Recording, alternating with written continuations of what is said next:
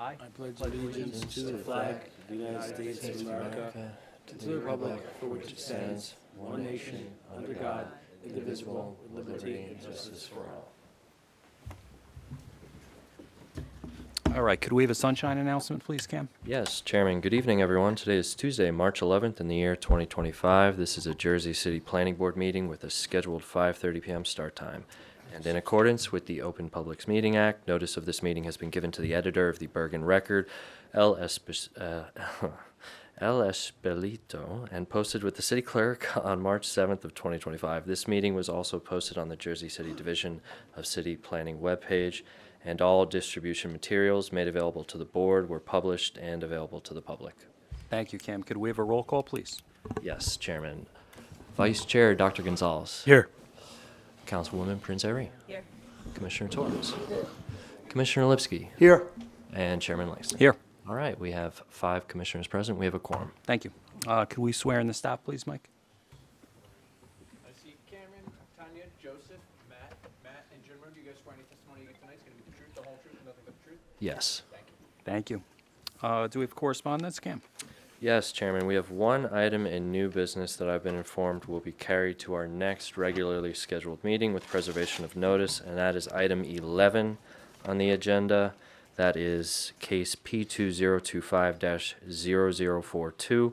It's a review and discussion of an amendment to the land development ordinance regarding the general development checklist. Okay, thank you. All right, we're gonna, first of all, I apologize for the late start, everybody. We're gonna jump around the agenda a little bit. There's a couple things I want to get done first thing. So we're gonna start under old business. Luckily, it's the first one. Item A is case P2025-0045, is a one-year extension of a final major site plan approval for 659 Grove Street. Good evening, everybody. James Good evening. McCann from the law firm of Connell Foley on behalf of the applicant. Yes, this is an application for a one-year extension of a final site plan approval. My client, the applicant, is the owner of the property.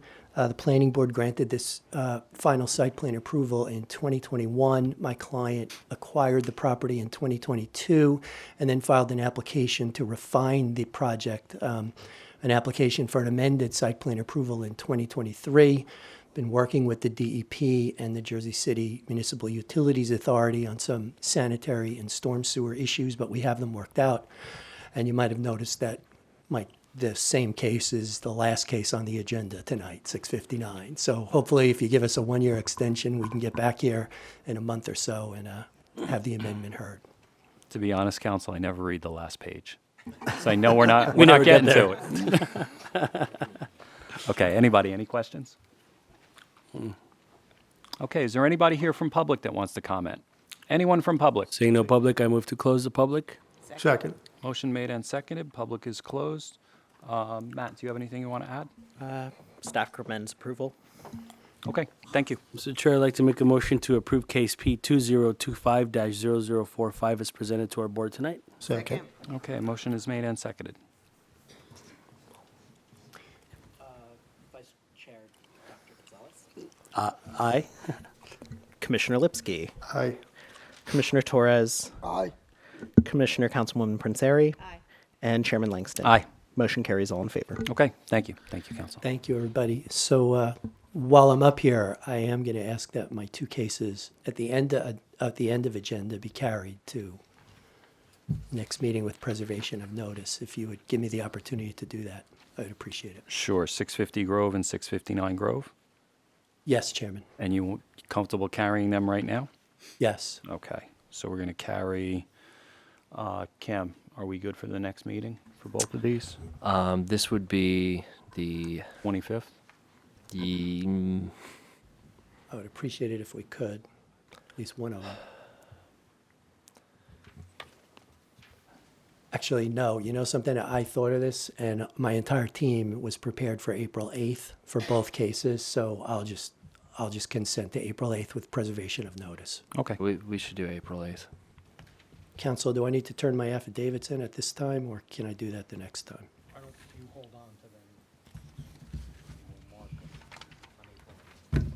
Okay, so we're, Okay, so we're going to carry case P2023-0017.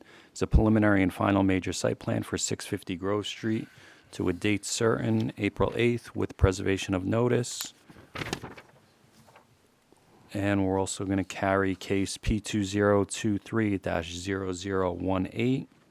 Is a site plan amendment for 659 Grove Street to a date certain, April 8th, with preservation of notice. Thank you, council. Thank you. Okay, so we're going to move over to item 9 under new business. This is a review and discussion of Avery Cole, Nathan Huvard, Mike Dreeland.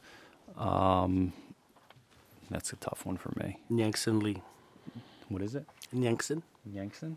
Okay, Yankson Lee, as certified artists, formal action may be taken.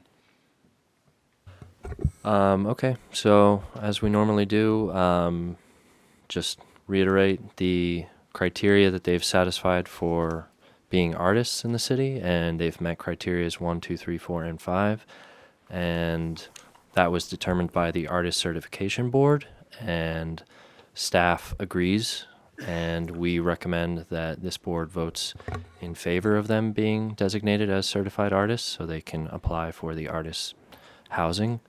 And with that, staff recommends approval. Okay, thank you, Cam. Any questions, anyone? Is there anybody here from public that wants to comment? Anyone from public? Saying no public, I move to close. Second. Okay, motion is made and seconded. Public is closed. So we have planning's recommendation. I'll entertain a motion.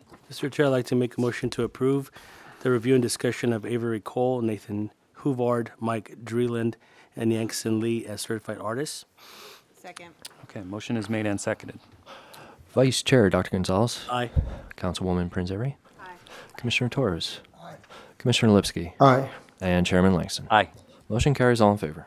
Okay, thank you. Let's move on to item 10, is case P2025-0041. This is the review and discussion of an update to the zoning map regarding rezoning lots on Palisade Ave from R3 to RC2. Formal action may be taken.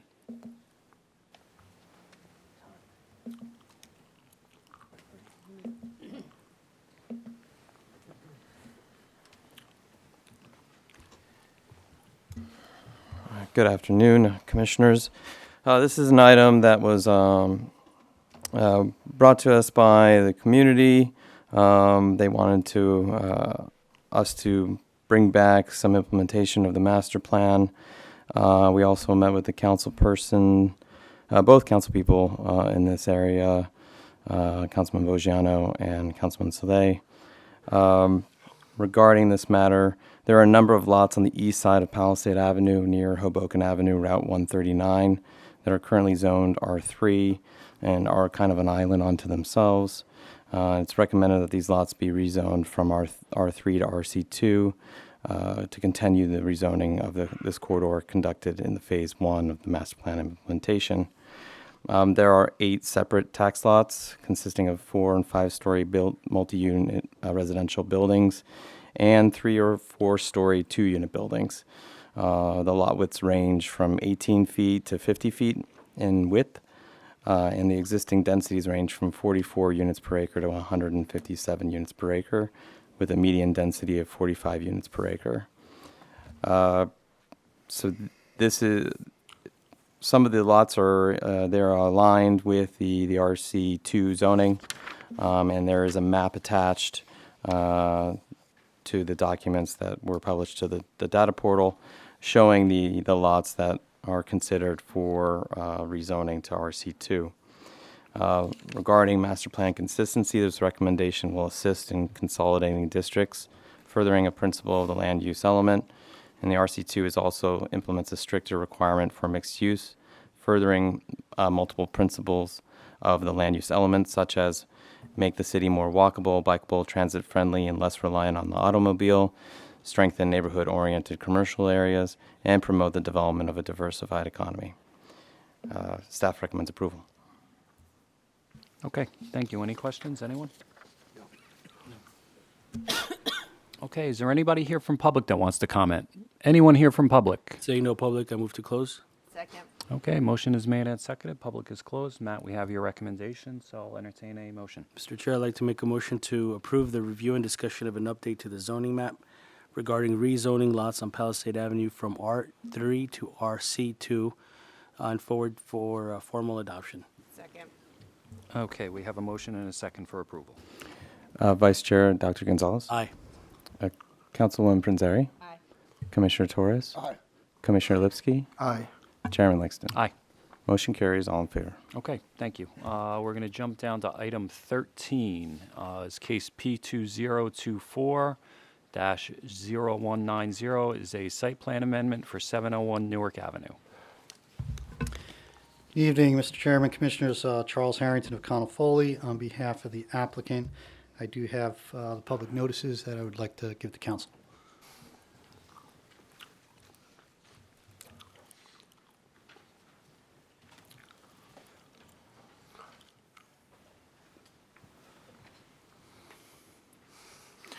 Your Honor, see the affidavit of publication proof of mailing with respect to the application at 639-701 Newark Avenue. I've had the opportunity to review it. It does appear to be the original of the previously submitted documents. And mark it as A1 for purposes of the record. Thank you, counsel. Okay, and I'll just give a brief overview of what we're here for tonight while Mr. Freitas sets up his computer. As the board may recall, this is a project at the end, the northern end of the Homestead Place extension. We're here tonight for some proposed amendments. I note that the unit count is not changing. The project still has 20% affordable housing. We are asking for the ability to increase the amount of affordable housing in the future without having to come back to the board. The reason being there is a pending tax abatement application before the city council, and part of that application is to increase the affordable from 20% to 25%.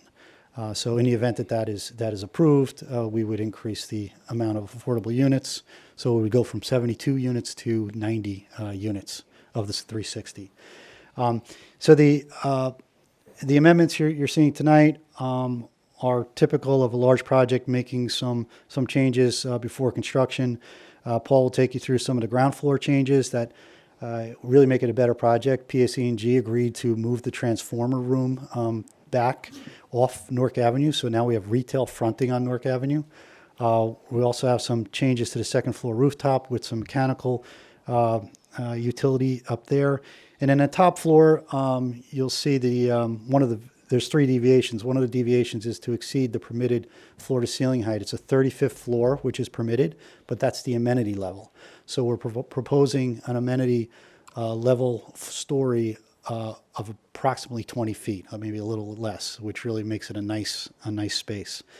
And the other variances are related to the first floor and the reprogramming that we've done, because there is a mezzanine inserted into it, so that limits the floor to ceiling height at a portion. So that being said, I'm going to have Paul to walk you through it, and then I'm just going to have my planner come up after that and kind of reaffirm what's in the principal point statement. Okay, thank you, counsel. Swearing testimony you give tonight's going to be the truth, the whole truth, and nothing but the truth. I do. Record will take place. Paul Freitas, F-R-E-I-T-A-S. Sure. Mr. Freitas, good evening. We've qualified you before. Your license is current? Yes, sir. Okay, thank you. You're qualified. All right, I'll try to be as concise as possible. I'm going to go through the planning board set, which basically kind of shows the changes to the plan. Site plan basically just describes the changes in the bulk.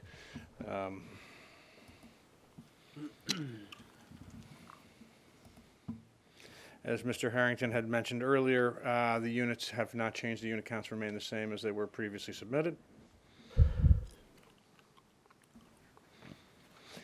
You'll notice here on the first floor, this was the original proposed layouts with the transformer room facing Newark Avenue with a larger retail section along Homestead Place. We were able to get PSE&G to agree to situate their transformer room towards the back of the building along Homestead Place and 28 Cottage Street, allowing us to have in this section over here where the transformers used to be a new retail space. Behind it is basically another retail area that services Homestead Place as well. This location over here also is where that deviation happens with respect to the heights of the floor. This ceiling height, slab height is at 9'10" versus the 20 feet which is required. And when I show you the second floor, that's basically the rationale is we have an electrical room above the transformer room that services the transformer. We just didn't have enough room to service it on the first floor and get all the programming in place. So again, here's our second floor originally with the transformer electrical room in the same location, as you can see right here. The layouts change a little bit based on coordination with the engineering drawings. Original second floor, bike rooms. We had a terrace here, which changed during coordination as we ended up having a mechanical terrace. We kind of reallocated a bunch of program within the building to the second floor, so the terrace is now being used for a generator. These floors, the only changes really are we've just highlighted the the affordable housing units, so they're clearly seen. Again, on the third floor, we've added a terrace on the third floor, which was not originally there, to make up for the one we lost on the second floor. And then we have a bunch of typical units that, again, just highlighting the affordable housing units on each of the floors.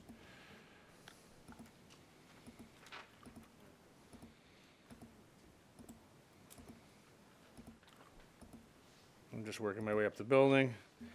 This is the original amenities floor on the 34th floor. And now we have an additional amenity space. What was different between the two is basically this section of terrace and this portion of terrace were added to the amenities to kind of take care of some of the programming requirements.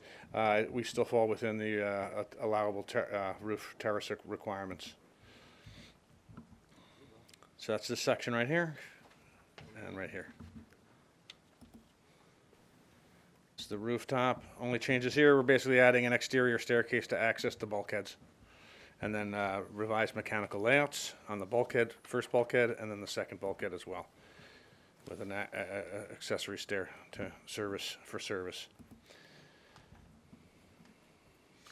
Lighting's changed somewhat based on the changes to the program on the first floor. The light levels will be maintained as required by our conversations with Mr. De Silva. So we're still very much concerned about making sure that the lighting in that throughway through the building is properly lit and gives people a comfort in going through the space. And same thing holds true for the lighting on the rooftop amenity space. The rooftop amenity space also, as Mr. Harrington had mentioned, we're asking for some leeway in making it taller. Originally it's 12 feet, but we can't. We've run into that being an issue with respect to coordination and mechanical pieces. Elevations have pretty much remained the same. Only difference being is that we've added a windbreak canopy at basically at the third floor. It projects out about 5 feet. We did a wind study. It proves to kind of help mitigate some of the wind issues along the large face of this building. Everything pretty much remains the same except for the fact that now instead of having these unsightly louvered doors and louvers along Newark Avenue, we've been able to provide a new retail face on the Newark Avenue location. Mm-hmm. And then only other difference on the elevations is up at the rooftop. There was a change in when we added those amenities pieces to the elevation up on the roof. We added a facade to it. So basically, that's what these elevations depict. This is these are sections through through the passageway on Homestead Place. And you'll notice the change reflects the canopy right here at the third level for the wind mitigation, and then basically showing the mechanical louvers for the PSE&G vaults on the first floor in their relocated state. Harrington. How'd we get PSE&G to relocate? I don't know. I wasn't in those conversations, so my clients had, extensive conversations with them, and it's really kind of a miracle that something like this happened because it's a terrific change. But I don't know how they got them to change. Maybe because we have the walkway and they have direct access from the Homestead walkway, because I know they always require that you have direct access to it. It can't, you can't be within the building and have to go in the building to get there. So maybe they changed their mind just because they do have, essentially that's, it's a public walkway. So they have that access now. I agree that it's obviously a incredible change that benefits everybody, so that's why I asked the question. I'd love to see it on other projects. Yeah, I mean, this is the before, as you can see, and then, the after. It really makes a big difference for the building. And that basically, I think, is summarizes the extent of the changes that we're requesting. Okay, thank you, Mr. Freitas. Any questions, anyone? I noticed when you were showing, highlighting the affordable housing. Yes. What was the last floor, the highest floor you had with affordable housing? Let me check. Yeah. Well, I mean, part of it is we do have to have it can't just be on the lower floors. It does go up on the upper floors as part of the requirements. It's right now it's 72. It's 20%, and in the event the tax abatement application it would increase to 90 units. And what's interesting about these, because of the programs that they're seeking through the HMFA, all of the units would be 50% or below AMI. All 72 or 90 of them. So you're looking at some very affordable units in the area. It's up to the 24th floor. Yes. I just thought, the way I thought the bottom of it, I thought it was a lot lower. No. So floors 7 through 24, there are units on each of those floors. There are 4 units on each of those floors. Okay, anybody else? All right, thank you, Mr. Freitas.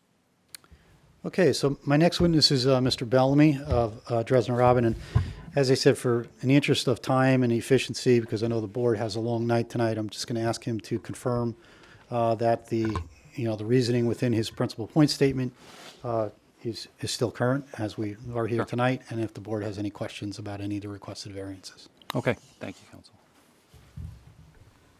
Swear your testimony you give tonight is the truth, the whole truth, and nothing but the truth. Yes, I do. For the record, state your name. Samuel Bellamy, last name Bellamy.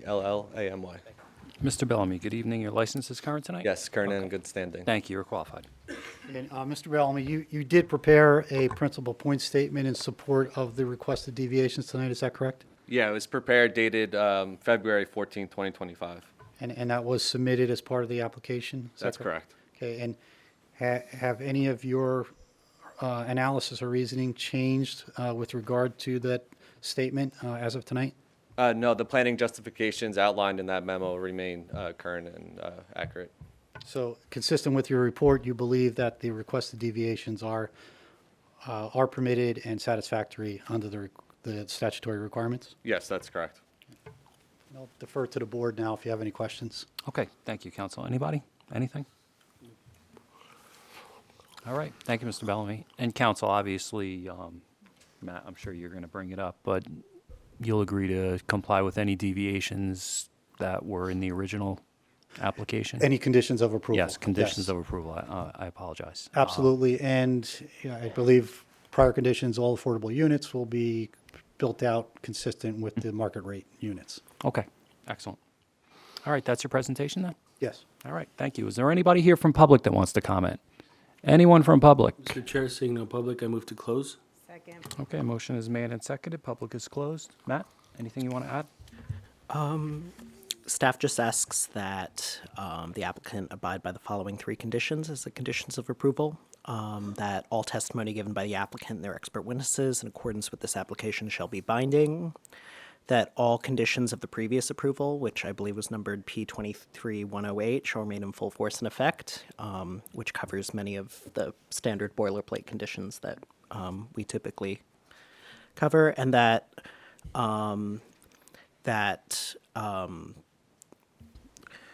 while that the amended project provides for this 20% affordability, that the applicant is permitted to increase the affordability, the number of affordable units within the total of 360 residential units, without necessarily needing to return for board approval. It's staff's opinion that, pursuant to the request, that a higher percentage of affordable units is only better, and without substantially changing, other parameters or impact of the application and the development. With that being said, staff recommends approval with conditions. And those will all be acceptable. Okay, thank you. Thank you, Matt. Chair, I'd like to make a motion at this time to approve case P 2024-0190 as presented to our board tonight. Second. Okay, motion is made and seconded for approval. Vice Chair Dr. Gonzalez, Aye. Commissioner Lipsky, Aye. Commissioner Councilwoman Prince-Airy, Aye. Commissioner Torres, Aye. and Chairman Langston. Yeah, so I think the changes are consistent and don't have any detriment to the redevelopment plan. I think it does make it a better project, so my vote is aye. Motion carries, all in favor. Okay, thank you, Council. All right, let's move on to old business. Item B is case P2024-0241 is an administrative amendment for 332 Witten Street. Good evening, everybody. Stephen Evening, Joseph, Castano Quigley Trami for the applicant. This was previously noticed and carried with preservation of notice. So let me try to pick up where we left off last time, or where my colleague, Mr. Higgins, left off last time. There were some questions raised about the side yard of this property and the adjacent neighbor having some concerns. We submitted a survey onto the portal for the board's review. We were scheduled to appear at the last meeting, but Commissioner O'Day's office reached out to us and asked us to carry, so he would have an opportunity to review the situation as well. We did meet with Commissioner O'Day and his aide to talk about the project. I'm not sure if his aide is still here, but we did meet with them. I did send Cameron all the information that we sent over to the commissioner. I'm going to try to explain this as briefly as possible. I think there is no access, there is no easement, there is no anything which permits the neighbor at 334 Whiten Street to come onto my client's property and get into their backyard. That has never existed based on our title report, based on our survey. This property was actually taken by the city. There was a condemnation here, and this is a redevelopment project. The JCRA entered into a redevelopment agreement with a prior owner who couldn't build the project, and then with the JCRA's consent, that was transferred over to my client, and the project was completed. So this was looked at on multiple levels, multiple different parties over a very long period of time. There is a party wall with the other property at 330 Whiten Street for the maintenance of the utilities within the party wall. But there's nothing with 334. It's not an alleyway, it's a side yard, no access, no gate, and that's never been the case as far as we know. With regard to some of the construction process, we're here because my client didn't do the right thing, right? My client built something without getting the proper approval. There was also some mistakes that happened during construction where the neighbor's property was damaged. My client has admitted that, has taken full responsibility for that, and I'll just read a list of some of the items that were already completed. So, new siding was installed on the side of 334 Whiten Street. There was new stucco installed. The backyard floor patio was completely repainted. New gutters were installed at the rear. The gutters in the front of the property were repaired. My client replaced and painted the fence at the front of the property adjacent to our property, and the front shutters were painted. Once construction is completed at 332 Whiten, the entire neighbor's house will be power washed. That's what my client agreed to do with the neighbor. Jeff's here again tonight. We made some modifications after the last hearing in consultation with staff. We're going to run through those now, and then happy to answer any questions. So let's get Jeff sworn in. All right, thank you, Council. Sam. Oh, I'm sorry, and we also have a licensed planner this evening as well, Sam Bellamy, who will give some brief testimony. Great. Thanks, Jeff. You're welcome. Swearing testimony you give tonight is gonna be the truth, nothing but the truth. Yes, I do. Jeffrey Lewis, Jeffrey Lewis. Mr. Lewis, good evening. Your license is current? Yes, it is. All right, thank you. You're qualified. Thank you. Okay. Mr. Lewis, just before you start, Yes, sir. Chairman, since this is an application that had been previously heard, we have to make sure that everybody is eligible to vote. So there was testimony previously taken, and we just need to have those members that were not present for that hearing to confirm that they've either watched the YouTube or read the transcript. It looks like the only one that was not here was Dr. Gonzalez. Yes, Mr. Chair, that is correct. And I did have the privilege of watching both the video, YouTube, and read the transcript. Okay, excellent. Thank you. Thank you. So we have quorum. Great. Thank you. Okay. So I'm just going to briefly discuss, it is a built building. There are 2 additional changes that we are proposing to that building to bring it better into compliance with the approved elevations. The first is the handrail detail. You can see what we're proposing here on the top right. Previously, we had a smaller profile. It was just a 2-inch high handrail. So we're bringing that to a 4-inch tall handrail, which would match the height of the previously approved handrail. The material is still aluminum here instead of wood. And again, that's the result of moving the PSE&G meters beneath the stairs, which required the stairs to be concrete, which made the railing into aluminum. So we are bringing that profile a little more into compliance with what was previously approved. The second and more major change would be to the windows on the upper floor. So previously, as you can see on the photograph here, the windows at the top floor and the transoms up above were right up against each other. And that's traditionally not how this building looked, and that's not how it was approved to be built. You could see the historic buildings to the left, where you can see space between those transoms and the upper windows. You can also see that we were proposing it in our approved drawings. Looking at what we are proposing tonight, we did increase that space.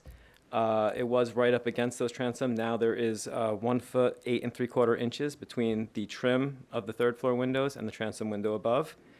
I think that space gives us some regular spacing between there as well as between the floors below. And again, brings this elevation better into compliance with both what was previously approved and the historic building itself. That's the summary of the changes we're proposing here. All right, thank you, Mr. Lewis. Any questions? Anyone? No. All right, thank you. Okay, let's bring Sam up for some brief testimony. Sure. And Mr. Bellamy, you've already been sworn in, qualified, and if you could just confirm that you know that you're still under oath? Yes, I confirm I'm still under oath. Okay, it wasn't that long ago, right? All right, so this project originally received 3 deviations. I did have a chance to review the updated plans as well as the transcript and resolution from the prior approval. In that prior testimony, I did reference the improvement of the original historic facade. Those elements have obviously been lost with the work that's been constructed. But I think that the bulk of my testimony remains true that originally justified the deviation relief. So just to summarize that, there was a maximum building coverage deviation, 60.67%, where 60% was permitted. That remains the same. That did not change at all. And I still find this to be a de minimis deviation relief that's mitigated with the landscaping and permeable pavers and other landscaping improvements that are proposed. There was also a deviation for minimum rear yard setback. That was related to the deck that extended off of the building. The building itself does still remain in compliance. That did not change from the prior approval. And then the combined front and rear yard setback deviation, again, remained as it was approved. And I think overall, just the building footprint isn't consistent with what the zoning calls for. And with that, I think this project does continue to promote the purposes of the municipal land use law. I don't see any detriment to the general welfare or the impairment to the zone plan or zoning ordinance. So with that, I think the deviations still do remain justified in both that the positive and negative criteria have been met. Council? That does conclude our direct testimony. I no longer see the commissioner's aide here in this room, so I think I would just ask Cameron during staff comments to confirm he saw the email that I sent to the commissioner. Okay. Any questions for Mr. Bellamy? Anyone? Okay, thank you. All right, is there anybody here from public that wants to comment on this application? Mr. Chair, seeing no public, I move to, Public. there's a public.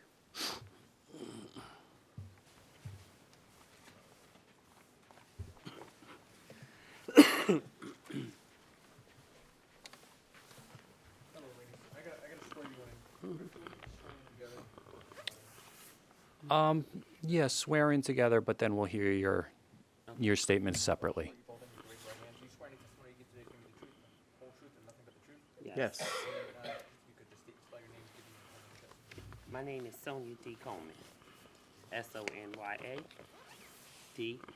Coleman, Coleman. And I'm Alma Coleman, ALMA COLEMAN Coleman. 334 Whiten Street, Jersey City.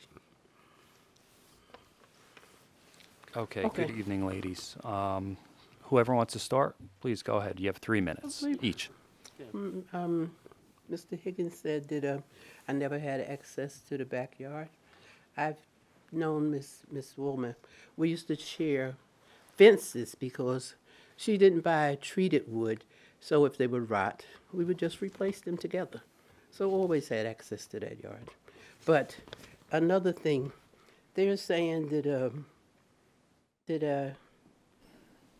I don't understand how they tore the wall down. This is supposed to be a historic house. They tore the wall down and they didn't put it back up.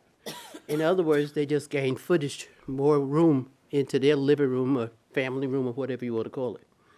And that's what they did with that. They never put it back up. I thought they were just going to put the windows back like they were before, like a facade. But instead, they tore the wall down and just made extra room for their living room on the second floor, on the second floor and the third floor. So I don't understand how they did that. And then on the other side, they have these exhaust pipes that's there. And mostly people put that on the top of their house. But instead, what they did was built a huge... Chairman, we should mark the photos that she's attempting to show. Ma'am, how many photographs do you have? 1, 2, 3, 4, 5. I have 5. Are they all different? Yes. Okay. Do you have copies of those photographs? No, not really. I have copies of some of them, but not all of them. Okay. So we're going to have to mark them and we're going to have to take them. So why don't you hand them to me?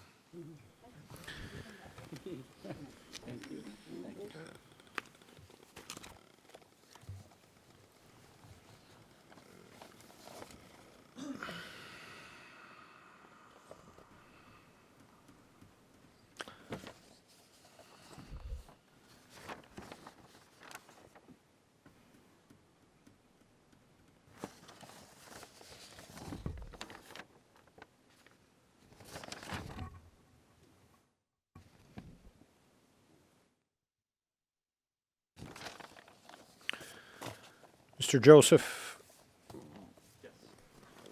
Can you take a look at these and tell me if you have any issue or objection to them?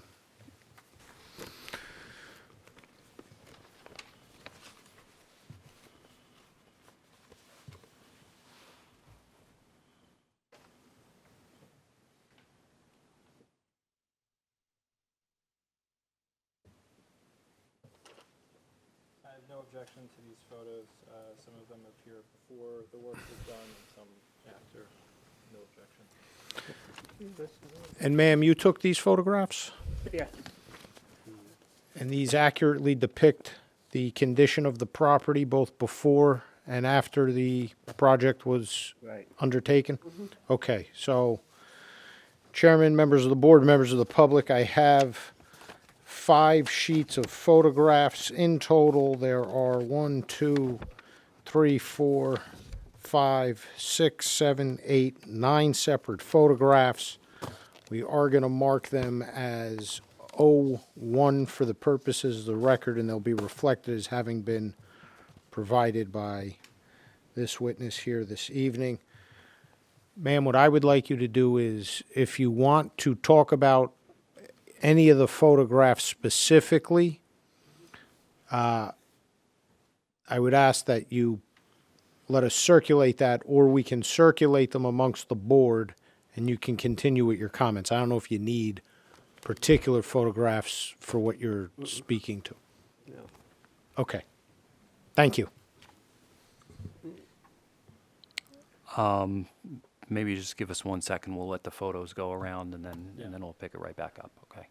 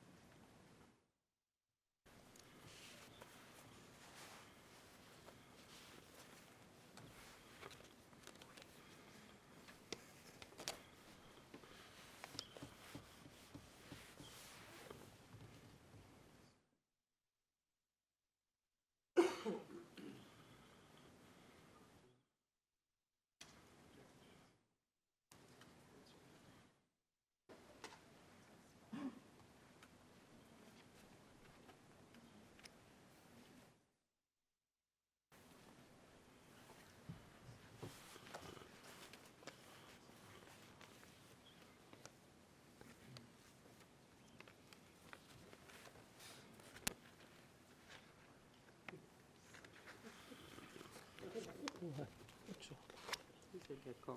That's a great car. Mm-hmm. Yes.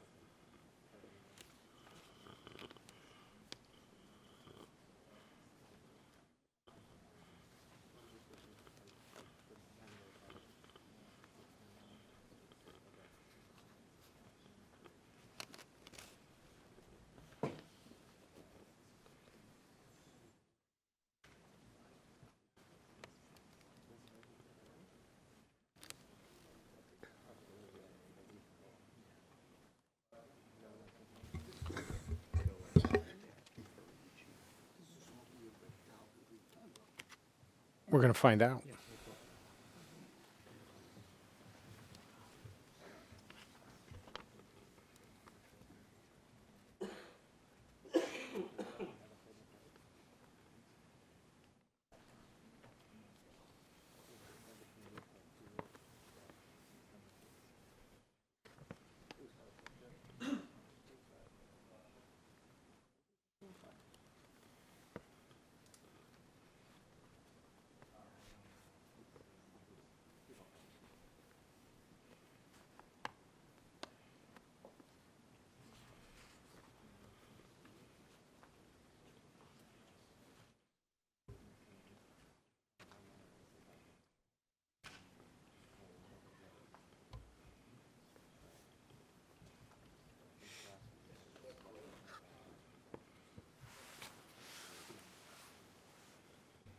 Okay, Ms. Coleman, go ahead.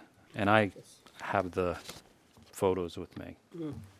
Okay, they're like the exhaust pipes that's on the side there. That picture? Okay. Instead of them being on the roof, they couldn't put them on the roof because they have a huge deck back there about the size of a room upstairs. And they've said that they fixed my fence. They had destroyed the fence with leaning all kind of things up against it until it was just, they had to fix it because it was terrible, which would have made their We're house. talking about No, not that that? one. The, Oh, oh, I left that one back there. Should I get it? that one we're talking about? No, that's after, before they destroyed it. Oh, that's before they destroyed it. I don't know if we have an after here. Was the fence replaced or it was not replaced? They fixed the wire in between there, not the bars. 'Cause, Okay. You know, it's just a chain link fence, and the bars would be In the front or the rear of the home? on the side of my On yard. the side in the, Which would be, but in the front. This is the fence we're talking about here, right? right, Okay. that fence. Okay. Yeah, there, the green one.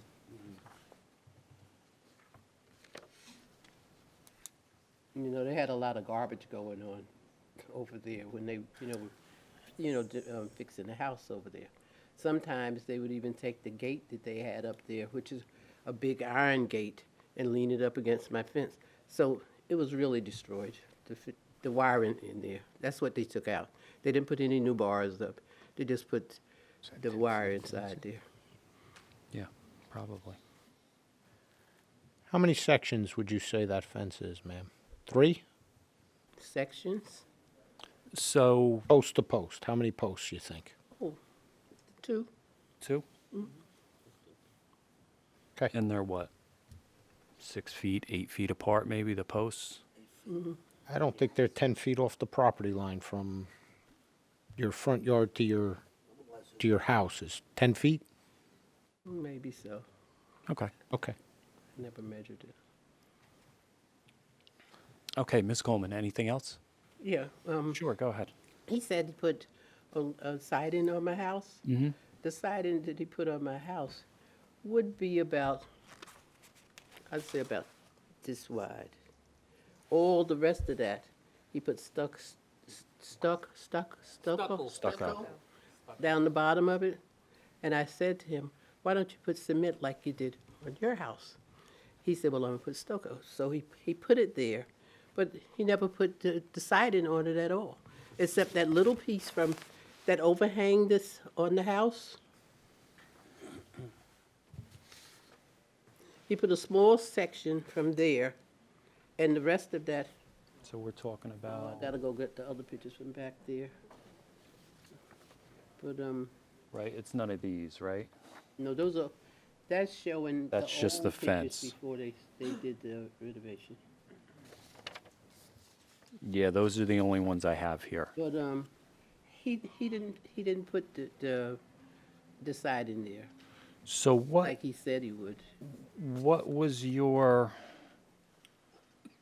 When they came there, they told me, Do you know who you spoke with, ma'am? yeah, these people here, Okay. the 3 of them, they're sitting there.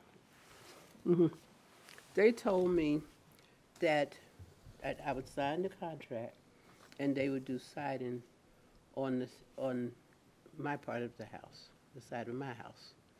But that didn't happen. But, If you signed a contract? yeah. And they didn't tell me that they were gonna tear down the wall, because like I said, it was like a facade before. If you look on there, you'll see the pictures of the windows before.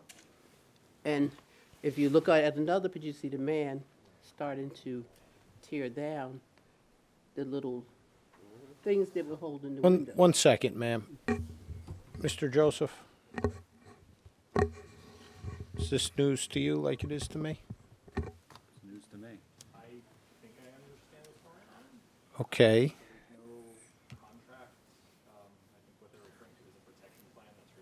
No.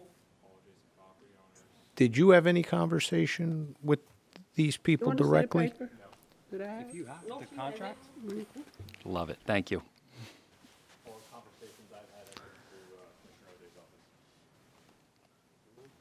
I think you might want to talk to these people. Mm-hmm. Now, I want to speak on the behalf of that backyard. Before anybody bought that house, when the lady died, yes, the fence did fall. Just give us 1 second while, let's handle this one, and then, believe me, we'll get to you. So I'll take a look at whatever they have. Sure. My understanding, my client's understanding, it's the protection plan and access letter that's required in the building department. So we'll take a look. Yeah, see what they have.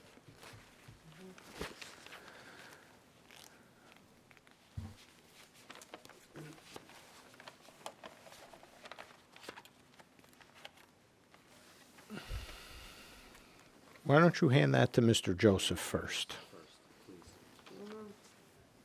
That's a document that they asked you to sign, ma'am? Yes. Why don't you show it to your clients, Mr. Joseph? Yeah, I mean, I think I'm okay answering this as an example. Probably.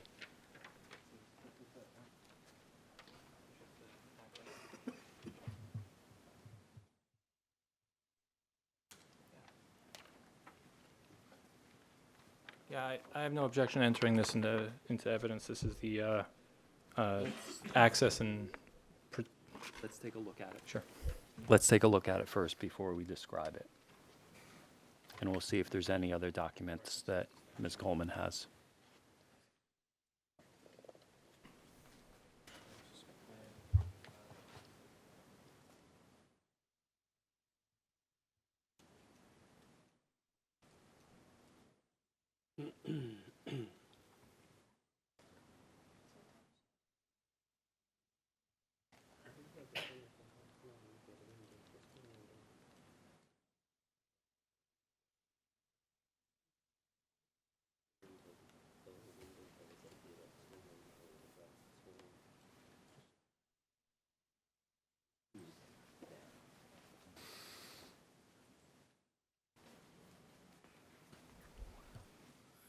Okay. I'm going to mark this as B1.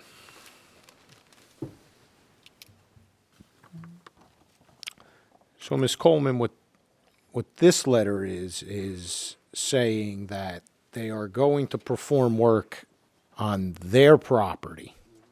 And they were gonna put netting up and they didn't put any up here. That I don't know whose handwritten note it is. It's mine. Okay. I wrote that. I circled where they promised to put netting up there. Yes. That's why everything's so dusty, the windows, the house, everything. They put nothing up. That is fair, Ms. Coleman. But what this letter is not an agreement with respect to doing any work at your house. It's notifying you that they're doing work at their house or their property, and that they will be protecting your structure and putting measures in place, such as netting, to mitigate debris. They wanted me to sign also. They wanted you to acknowledge that you got the letter. That's why they wanted you to sign it. Just so everybody's clear as to what the document is. And if I may, I said it in my intro, but I'll say it again. My client did damage their property, right? That's why all these repairs were made to the fence and to the gutters, and the fence post and the cement padding under the fence post were also replaced new. But Mr. Joseph, it doesn't sound like we got all the way there. My understanding is the only thing that's left to do is to power wash the house, and my clients were waiting to do that until. I'm just suggesting that that is not the Coleman's understanding, Yeah. based on what I'm hearing. It certainly appears that way, and Right. my client's happy to have the city come in and inspect to confirm all this is done. I don't think anything's been submitted that shows the work hasn't been done, and I think we've also submitted some photos to the portal as well. You submitted that the work is done? We submitted some photos to the portal, I believe, that show work was completed. So, Ms. Coleman, let's make this real easy. Mr. Lewis also has those photos. Okay, we're available going to as have well. Ms. Coleman make it real easy for the board. The fence in the front yard has not been addressed, in your opinion? They put the, like I said, the new Ms. Coleman, if you could, Ms. Coleman, just please speak into the mic so we They can get put it on the- record. put the wiring inside there, inside the green part, not the post, because the So they post did is not there. replace the post, they just replaced Yeah, the the wiring inside. fencing wiring You're right. itself. Mhm. And you were under the impression they'd replaced the posts and the wiring. No, I wasn't even concerned about that. Okay, I so, was good with just the wiring, because that's what was damaged. The Okay. posts didn't, they didn't break them or anything. So the wiring was fine with that. are you happy with the fence now? The fence is good. Okay. But this tearing down walls and adding footage to their house, Your house. I'm first concerned with your house and your property. okay, that paper was so that I would sign, so that they could attach the what do you call it, overhang back to the wall. Ms. Coleman, I'm trying to help you. Oh, Trying really hard to help you. Mr. Joseph says that his client has repaired the damage to your house that they caused damage, and that they repaired it, and the only thing left for them to do to your house is to power wash your house. no, I didn't get the siding. So you feel that there was siding that they were supposed to do That's that what they they said. have not done. That's what they said. They asked me to sign the paper so that they could put that overhang on the house. Mm-hmm. Now, that's what he said. Ed said that he would put the siding there, but the siding that he put there is only a few inches. The rest of it's just stucco. And you wanted it to be siding, and he said he would put siding, is your position, But he didn't put it there. but he didn't do it. He only put it like up to the top. Okay, Like where the overhang is, he put a little piece there, and the rest of it, he just did stucco. stucco. Stucco, okay. Okay.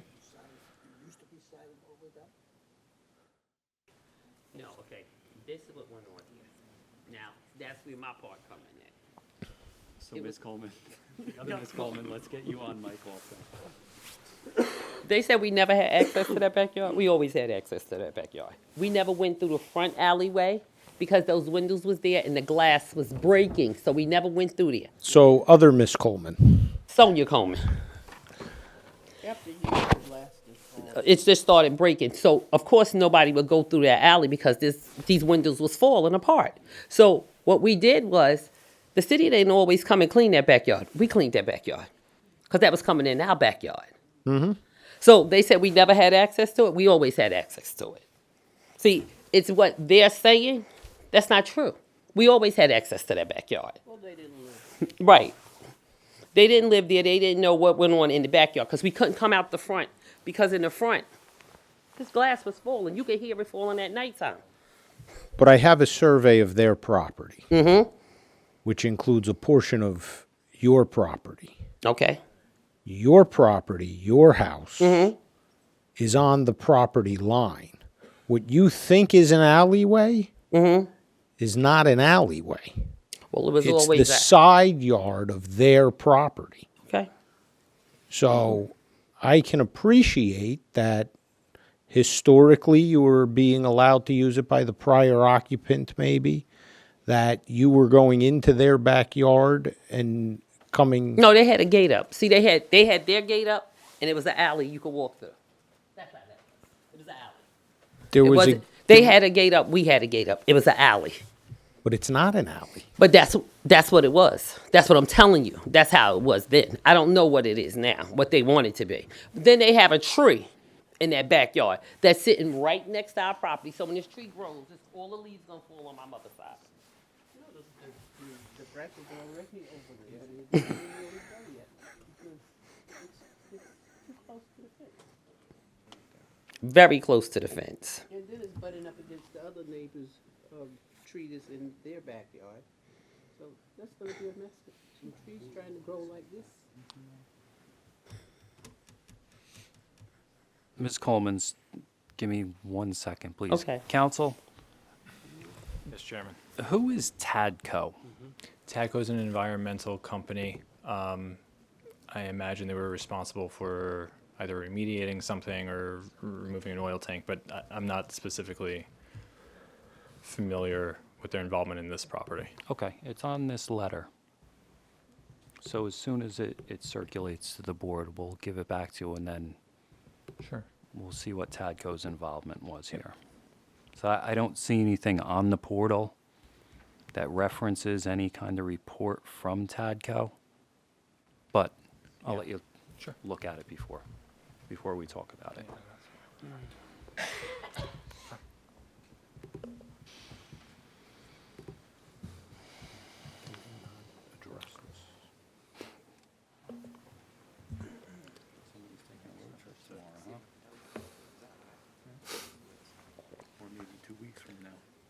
So my client did inform me that they retained TADCO to do the management and coordination between the property owners and for processing of getting the access and protection letters from the neighbors. So that's why their name was on the letter.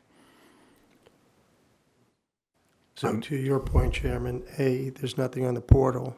B, there are 4 photos in the portal, one dated from 2023 and then 3 from 2024, showing work done in somewhat of an alley, I don't know, and over, they point, there's pictures of the trees abutting the fence. So I don't know if they were taken by TADCO, because in the letter it says TADCO was to, as you mentioned, coordinate the observation survey and present, the pre-construction conditions to, I guess, match what potential damage may have occurred. Correct. So Eddie.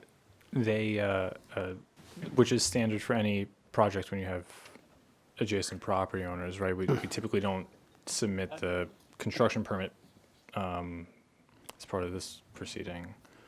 The only thing is if you're submitting a letter from 2023 and on the portal, and you stated on the record earlier that everything's been updated, there's no report from TADCO, and there's 4 pictures, one from 2023, which shows, debris and needed work, but then 3 other photos, including a description of what Ms. Coleman said in terms of trees in the backyard abutting the fence. So I submitted the letter, or you're referring to the letter that they just submitted now? Well, the one that you reviewed that was supposedly a contract, but it was a notice of work to be done. Correct. So, Mr. Joseph, the letter says, we also hired TADCO to provide an on-site meeting and conduct a visual observation survey of your property to identify and record existing conditions prior to construction. Any damage mutually agreed to be a result of our construction activities shall be repaired on our expense in a timely manner. So it sounds like TADCO went out there and documented and prepared a report, which we, the board, do not have. I don't know if you have it, but we do not have it. No, I don't have that. It's the first time I'm seeing that letter. Typically that's a Same here. No, it's typically it's a construction related item, right? So those letters are common. They're required when you have adjacent properties like this. And Sure. Again, my client has admitted that there was damage and has. We're saying that it's been repaired, but if there's anything that's been unsatisfied, my client is agreeing to do that work. But I don't know how you can argue that in a letter that was sent on 2023, that an independent company, a professional company would come out and do due diligence, and you're standing here. Do you have a report from TADCO? I Or don't. does your client have a report from TADCO? I can certainly, yes, they have a report from TADCO. It wasn't part of this application package because it's, I mean, honestly, it's typically not, right? The permit application package is typically not made part of this record. So, Mr. Joseph, here's the problem. Right.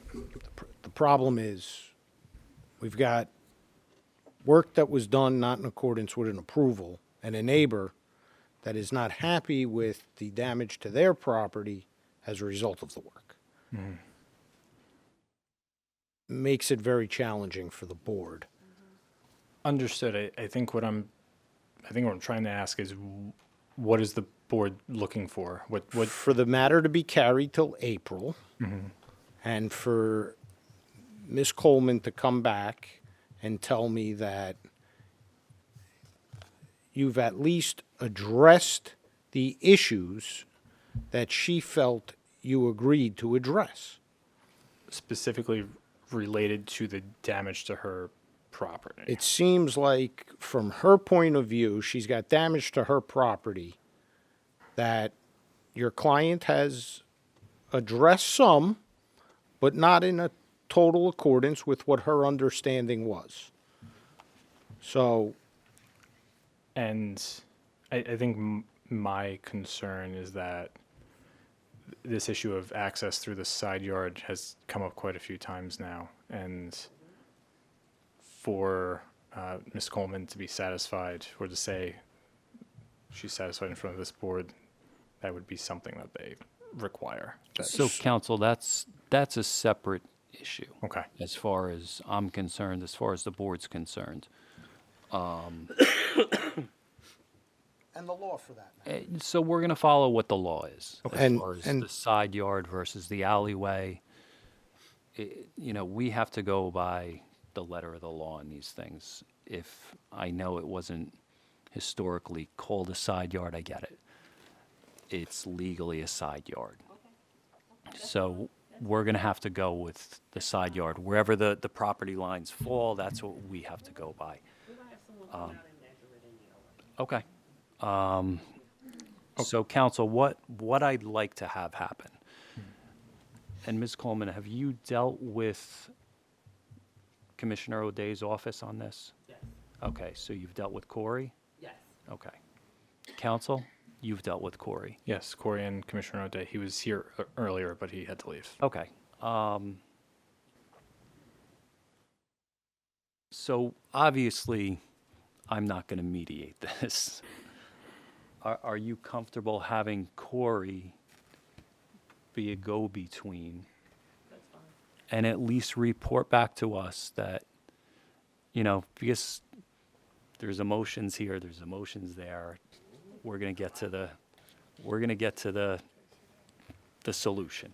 That's what we want to do. We want to see everything just move forward. We want you to be made whole, but we want to move forward as well. So let's have Corey from Commissioner O'Day's office try and mediate something, at least go out there.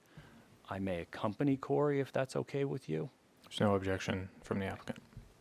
So I hate to speak for Corey, but I'll reach out to him and see if I can get him on board to take care of this. And I'll try and coordinate something through him where we can go out.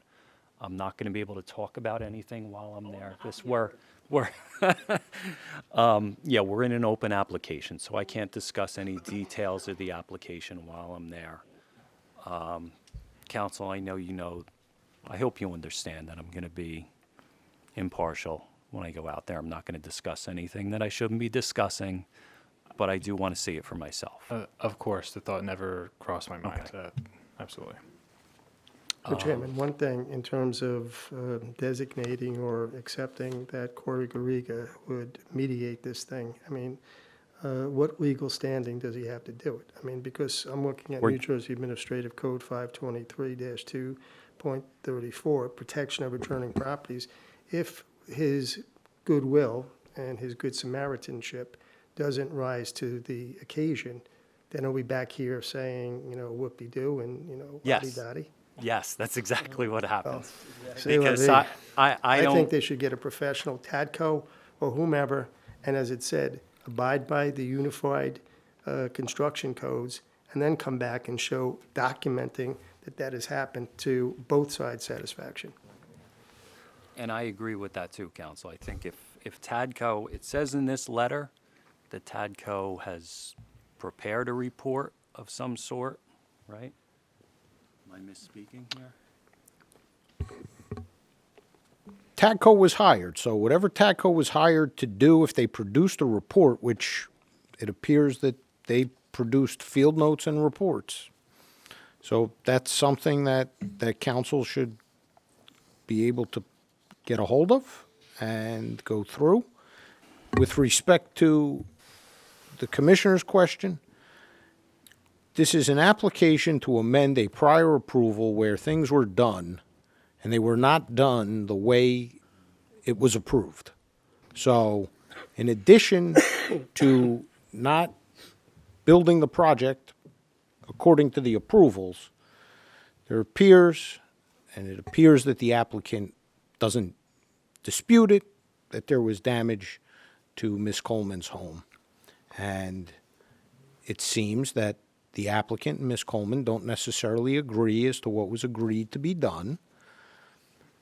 So that's what council's going to attempt to resolve to the best of his ability. And if he needs somebody else, since everybody seems to be comfortable with the named third party helping, then it would only make sense that that individual continue to make efforts.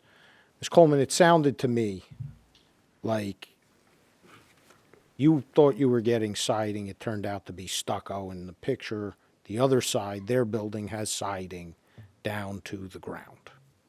That seems to be the open item, and then obviously the power washing of the house. I don't think your expectation is that they're going to come inside and renovate your kitchen. I don't think that's what you're asking for or expecting.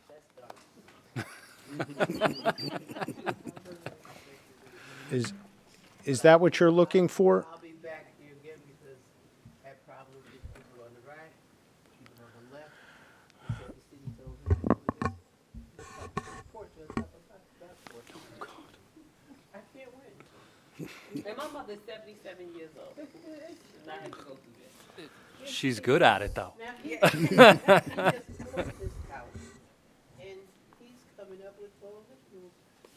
You should see if TADCO's hiring, because not only do you have photos, but you got excellent notes on those photos. Oh, yeah. I'm thankful for everything. Mrs. Coleman, before you walk away, I just want to make a quick little comment. That way, as this goes on, and they go looking, Put your microphone on. they go looking at this with whatever council has requested that you Hold on do. one It is on. They can't do him in the back. This doesn't broadcast. Just never needed it. The videos, but it just doesn't in this room. Okay. Use your teacher voice then, yeah? I had a loud voice, so.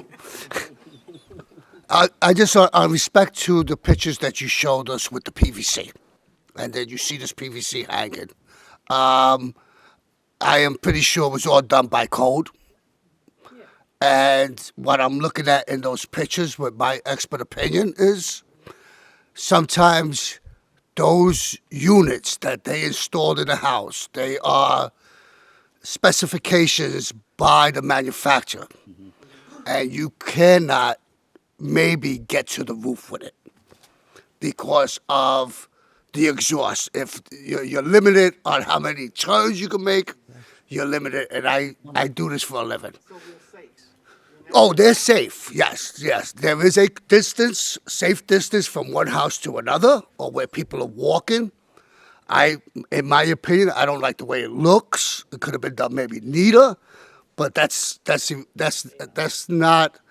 I just want you to have peace of mind to state that there is sometimes when we see these PVC pipes sticking on the side of a building, it's done that way only because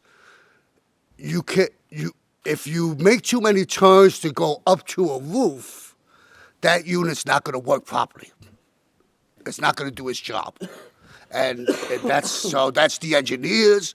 So we're limited on how they get installed. And That's why. So I would say that's installed correctly because it was inspected by the codes and the stuff like by the inspectors. That's all I'm saying. So you have peace of mind. There would be no health issue to you at all. That's not an issue. You can say that, but we don't know if it was installed. Oh well, I don't listen, Mrs. Coleman. I agree with you. I don't know that either, but I do know that it had to be inspected. It was looked by an official. It could be looked by an official, but that don't count. Oh, I'm not gonna speculate on that. I do this for a living, and I know that what you see there is basically what anybody else would have done. Mr. Lewis? Yes. Could you take a look at this exhibit for us and just identify what those vents are? And I just want to make sure that I... Gotta go back to the mic, Mr. Lewis. Sure. Let me just bring the floor plan up if I could. That would help me to make sure.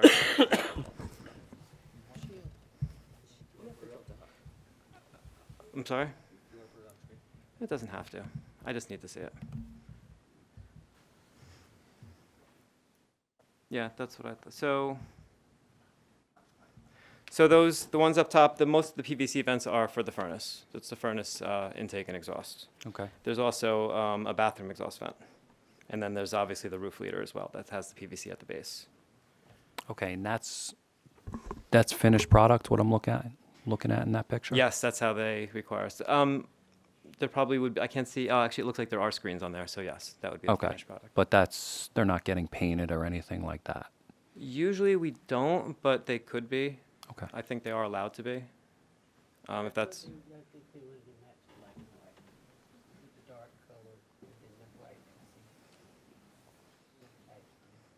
we Okay. can, in this process, we'll talk, and if they want them painted, we'll figure out a color Okay. for sure. Well, one of these are turning brown, like Already? some out of the exhaust that's coming out of here. One of them started to turn brown. Is that okay? That is the one that's coming. I think that has a little cap on it. That is a drain line for the rainwater. So you're looking at 3 different type of lines there. Eddie? And Let Mr. Lewis answer these. excuse me. Let Mr. Lewis answer these. Okay. I like the professional to talk, that's okay. But he is correct. Actually, it's actually there's a dryer vent there as well. So there's one dryer vent, there's a bathroom exhaust vent, there are intakes and exhausts for the furnace, and then there's that roof leader. That's the roof coming leader down. coming down, okay. And where does that roof leader go? That goes back inside? It goes back inside to the existing, Normal? we had an existing storm line in the basement that it Okay. attaches to. Okay. Yep. Oh, and I don't know whether I should tell them this or, because when it rains, they have this, like a box on top. It goes pop, pop, pop. I don't know whether they need a gutter on that or what, but it makes, the rain is dropping off it, Okay. up on top of the roof. So, Ms. Coleman, if you could do one thing for me before we do this site visit, before we come out and look at this, get us a list. Okay. And council obviously will provide you with that list. I want to make sure you have it, and we'll go over it. Okay? So, April 8th, council? Yes. It's March 11th. Let's be a little more realistic. What's the second meeting in April, Cameron? 22nd. It's going to be the 22nd. Yeah. It's whatever the chairman's schedule is for getting out to the property.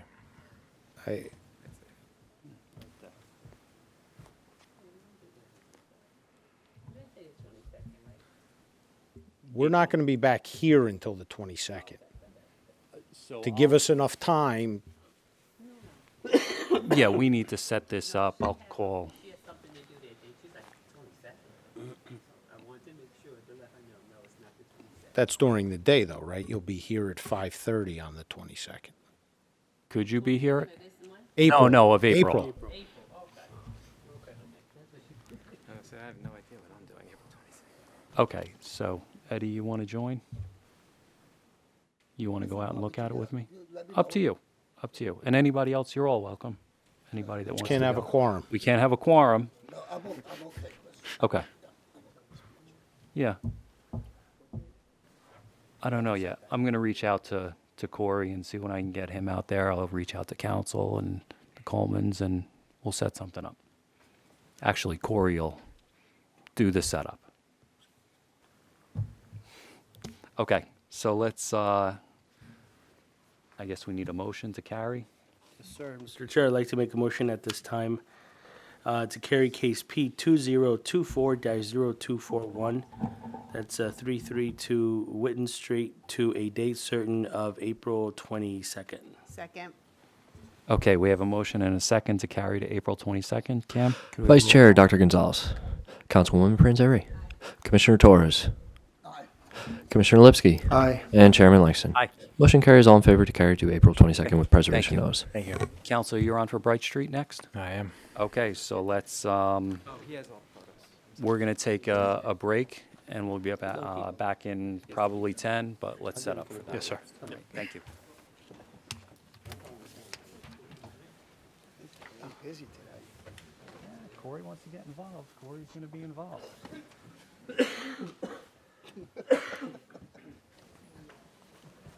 Suck 'em in. Yeah. Yeah, guess what? He's involved.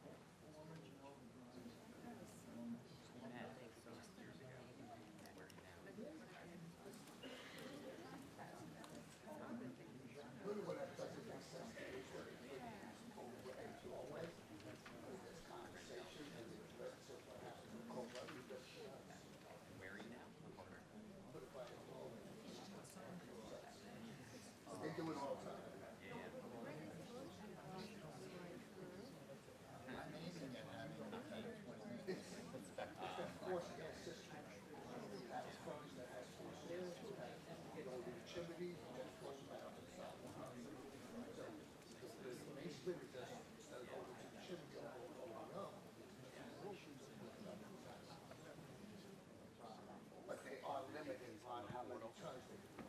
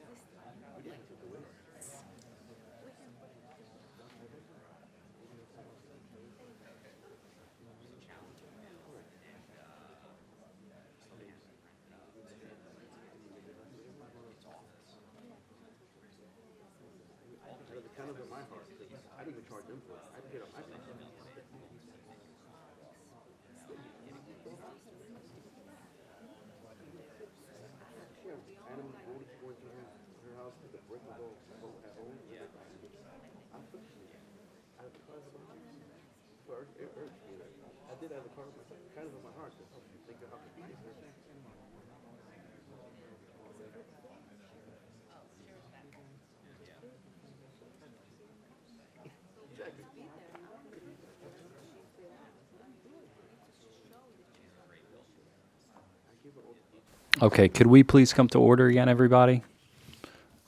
We do have one case that's going to go up real quick. We were promised 20 minutes, I believe. All right, we'll see. So Let's call case P2024-0116 is a site plan amendment for 2 to 38 Journal Square, listed as 10 Journal Square. And just for the record, I don't know if everybody's up to speed on our quit time, but 9:30 is, council, I think you were here for the last one. Mr. Joseph, are you aware of that? Our 9:30 stop time for security outside? Okay. So 9:30 is the end of the meeting. No testimony after 9:30. We'll stop you in the middle of a sentence, whatever it is, and we'll pick it up whenever we get to it. Okay? Go ahead, counsel. I have 7:48, by the way. Eugene Paolino, Genova Burns. I'm here on behalf of the applicant. I have some papers for council. Council.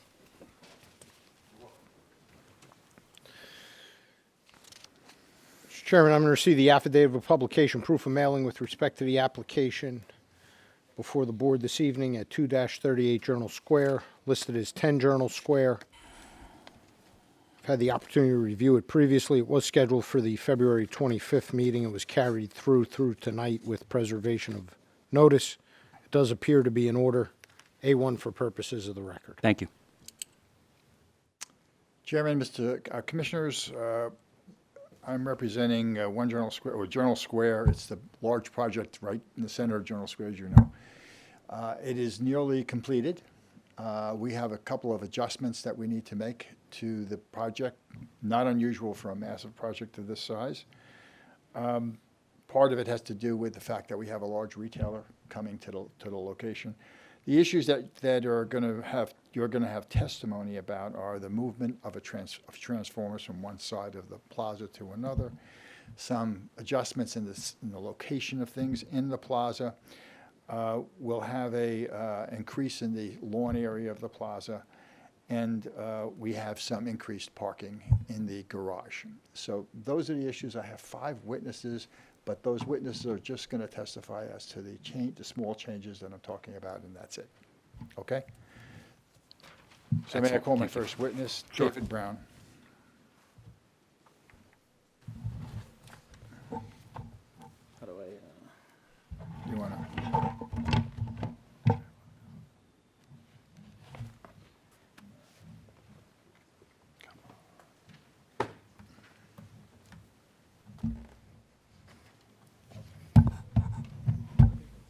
Is that right? Yeah, there it goes.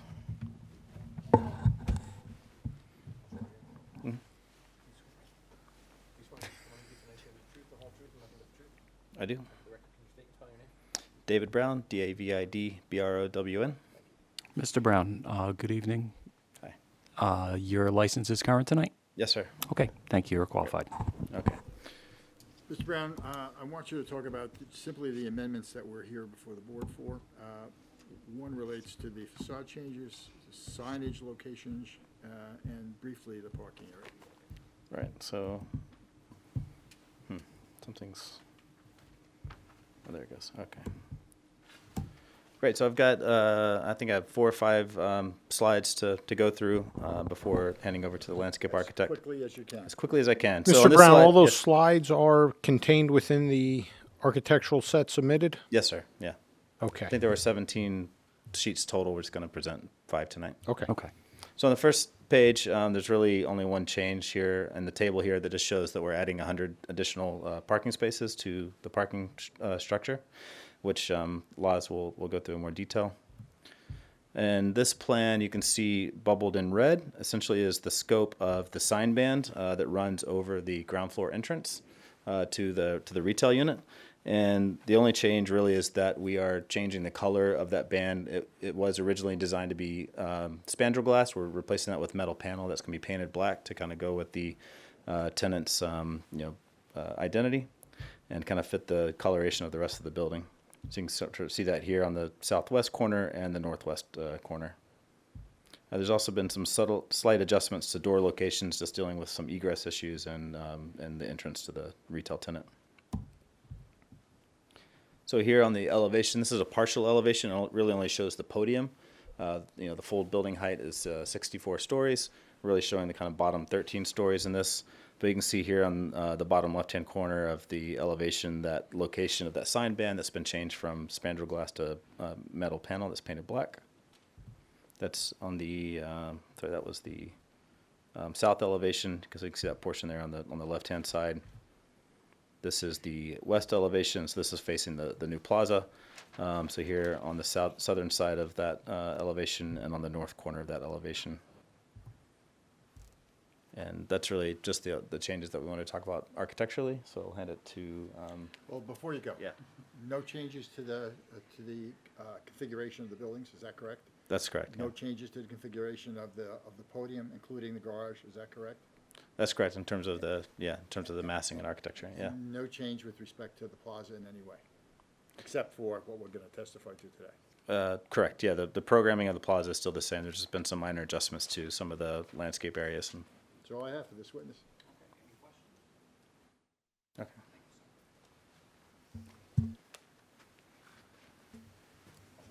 You swear any testimony you give tonight is going to be the truth, the whole truth, and nothing but the truth? I do. For the record, can you state spell your name? Ryan Parisi, R-Y-A-N, P-A-R-I-S-I. Good evening, Mr. Parisi. Your license is current tonight? Yes, it is. Okay, thank you. You're qualified. All right, and I have 4 quick items to go through, so I'm just going to point them out on the screen here. So the first is the lawn panel that is located, this large activity lawn is located here in the southern portion of the site. Increased in size, so with that we're adding more programming, more green space. The second item is the PSE&G volts that were previously mentioned here. With their shift, the fountain then shifted to the south, but Where were they shifted from and to? they were shifted farther south, which then resulted in the memorial fountain then having to shift farther to the south to accommodate the PSE&G volts, but the overall size of the fountain remains the same. And around the fountain, we added a cane rail just for additional visitor plaza safety within the around the water feature.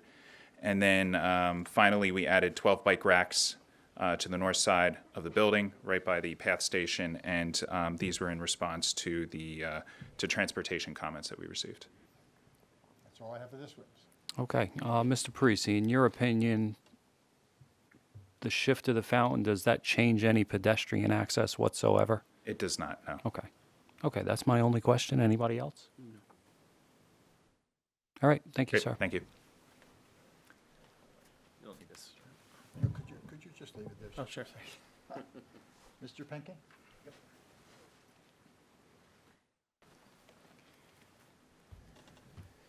You gotta be sworn. Yep, You swear any testimony you give tonight is going to be the truth, the whole truth, and nothing but the truth? I do. For the record, can you state spell your name? Carl with a K, Penke, P as in Peter, E-H-N-K-E. Mr. Penke, good evening. Your license is current? Yes, it is. Okay, thank you. You're qualified. Mr. Penke, for the prior application with respect to traffic, you also testified as well, is that correct? That is correct. Okay. And you're basically supplemented your traffic report, is that right? That's correct. I was asked to actually do an updated traffic report, which we did for staff, yes. Okay, would you testify with respect to the traffic now?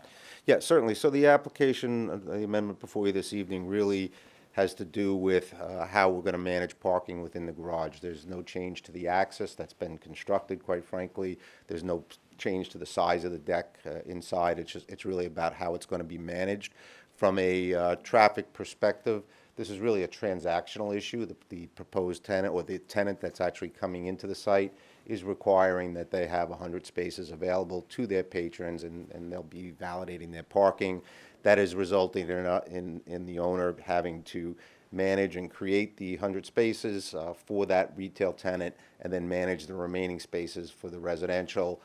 We end up, as a result, with an exceedance of the max requirements in the Journal Square redevelopment plan of 100 spaces. From a traffic impact standpoint, when we prepared the original traffic study, the study was not throttled by parking. It was based upon the retail use size. Actually, a supermarket was a more conservative analysis, plus the number of residential units. So all of the traffic study remains valid. There's no changes in our findings and conclusions. And really, more importantly, if you recall, and this condition will carry forward as a condition of the original approval, we did agree to post occupancy monitoring and reevaluation, particularly of Sip Avenue and Bergen, to see if there's some signaling adjustments that will be needed once it's occupied.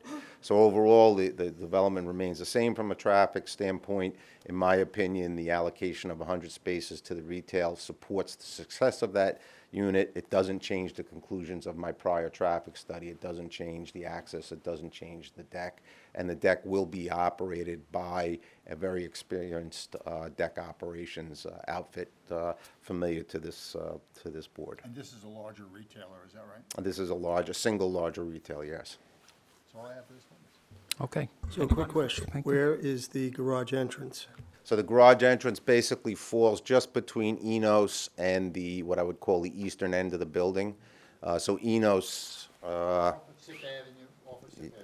of Sip Avenue, correct. Which is really the only location it could ever be, because we would never be able to have access from Bergen Avenue or Kennedy. So to the right of the residential entrance, To the right of the residential entrance. where the indentation I don't know is. if I can, yeah, to the right of the residential entrance, correct. Okay. And there's no traffic coming off of Kennedy Boulevard? There's no access or egress from Kennedy Boulevard No or, drop-offs, no Ubers, no? correct. I don't know what's, bring it back up, but no, sorry.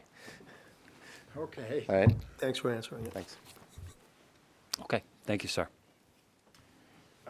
My next witness is the parking operator, Omar Pereira. Should I plug in this? You can. You want to disconnect this? Is this HDMI? Yeah. I don't think I have HDMI.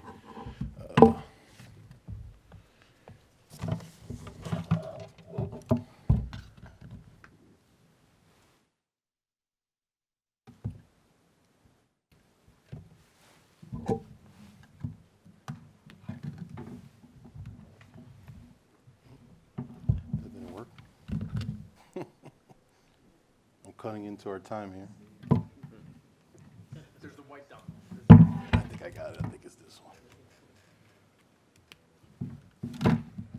All right.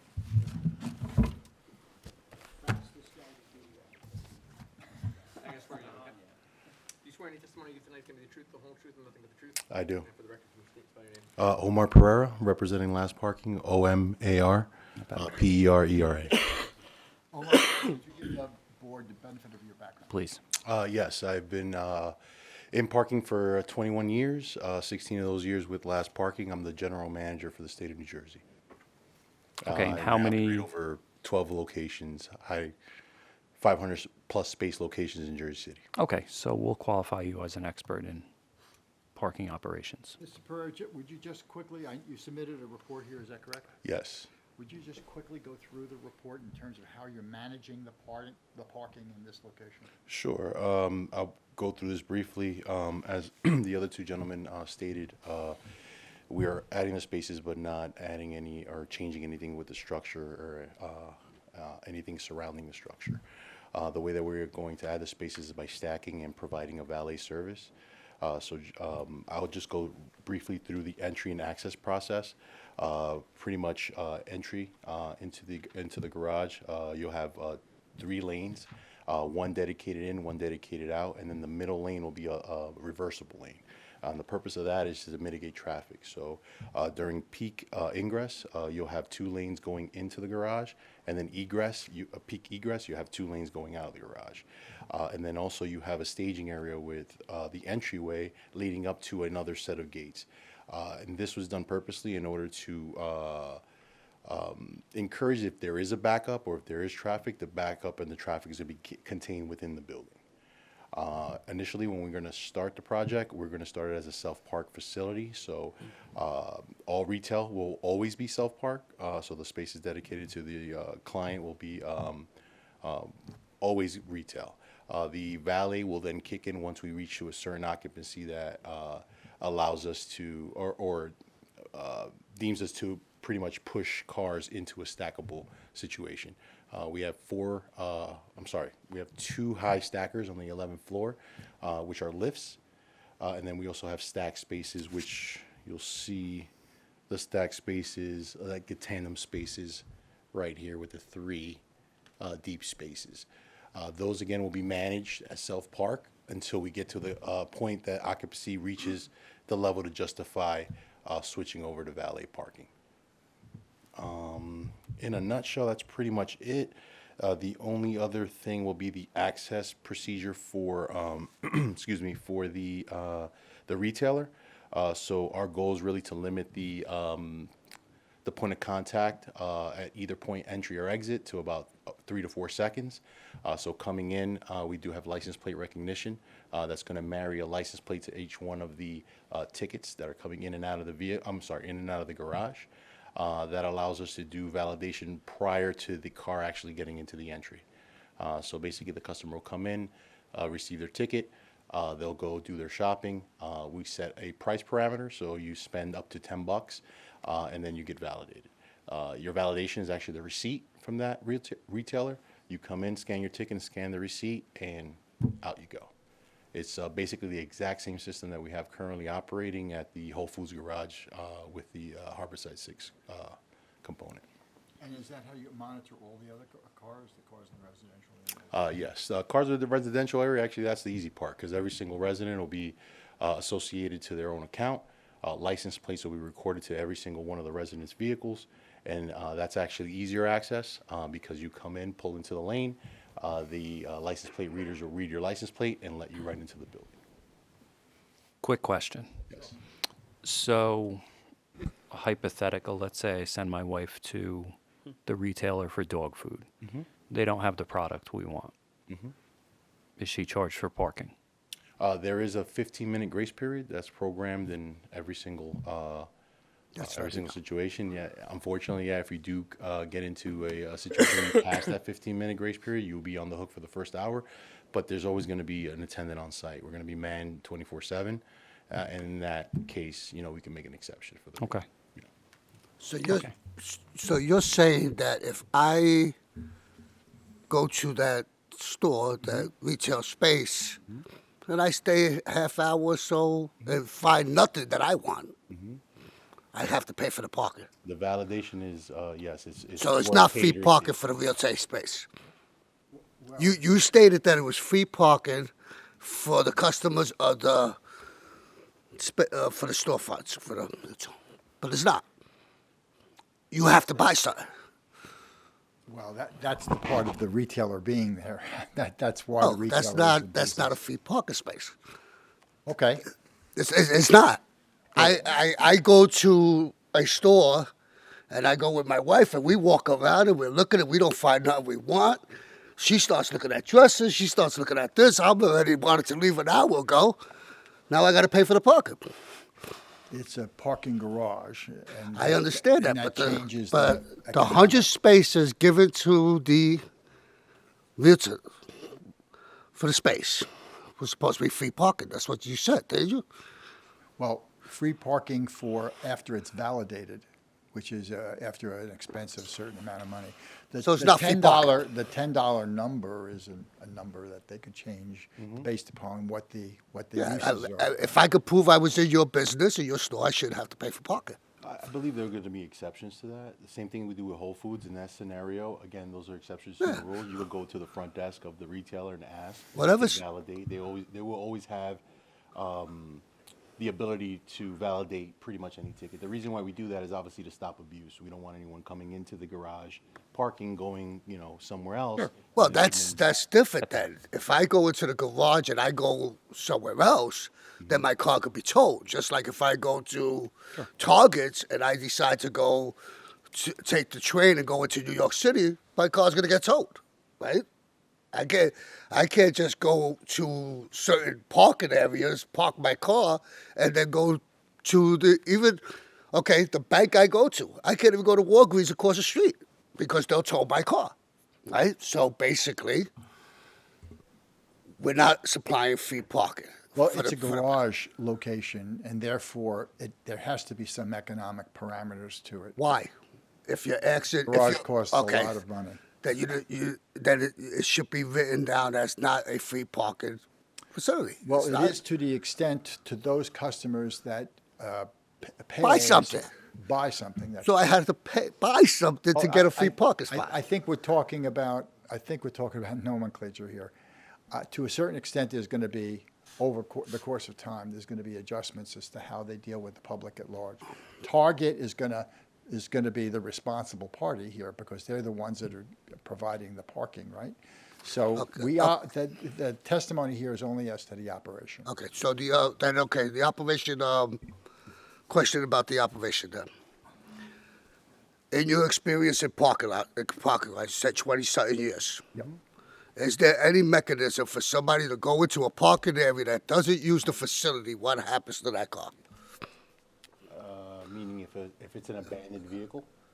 No, not abandoned. I go into a facility and I go somewhere else. I don't use the space that it's for. You just have to pay for parking. Well, you have to pay for parking. When you come out, you'll be charged the full board rate. So now I use your facility, I still have to pay for parking. Well, yes, it's a paid parking facility. In general, you get the validation for the retailer. Okay. If you were a member of the public, if you were a member of the public and you needed to go in Journal Square, anywhere in Journal Square, and you went into a garage anywhere in Journal Square, including Port Authority's garage. We operate Port Authority's garage. Okay. I understand what you're saying, but Port Authority doesn't tell me that I could go into their garage, and if I take the PATH train or don't take the PATH train, I don't have to pay for parking. We're stating here that if you're going to go to this, let's say you mentioned Whole Foods, it's Whole Foods. If I decide to go to Whole Foods in Journal Square and I don't find the coconut water that I want, I got to pay for parking. Well, we make exceptions. You know, there's always an exception. There's going to be. Well, but the answer is yes, The right? answer is yes. It's not free parking. Yeah. It's Not free validated parking. parking for shopping in the retail. I never said there was free parking. All I've presented this witness for is to explain the operation of the parking garage. That's all I presented him for. It was stated that the tenant that's going to take that space wants to have 100 spaces for free parking. That's what was stated on it. I don't think I stated that. Okay. I don't know who did. All right. Then I'm sorry that I took it the wrong way. What I think. It's validated parking. It is not free parking. That's correct. And if I'm understanding the testimony, the applicant is not encouraging anybody other than Target shoppers Retailers, yeah, to retail shoppers. come in and use the parking. That's correct. For that retailer. That's right. And I assume they hope that people spend the $10 and then they validate the parking. There is, I might at this point raise, because I think it's logical, to raise the issue of whether or not this would ever be open to public parking, you know, without respect to residences. And that might be the situation that comes up if they find that the parking garage is underutilized, in which case we'd either go back to the planning division and say, you know, this is the issue, this is what we have, or I would ask that we simply be allowed to. I think you'd have to come change back it to here. public parking. Yeah. with I notice. think you'd have to come back here. The ask now is for a retailer. The ask now is not for public parking, that's correct. If it's going to convert in the future, Right. I think you'd have to come back here because it's I'm gonna not be sure clear. about that, Santo, but Mr. Malampy, but I think that, you know, that's something we can discuss. We're going to discuss it Yeah. right now because I think it Well, sounds it's not like before us right now. I'm not asking for it right now. That's not, what I was. That's my point. This is Right, in I'm not asking connection for it with now. That's the correct. retailer. Yes, I understand that. Okay, I just want the record to be crystal clear that. The record is crystal clear. Okay.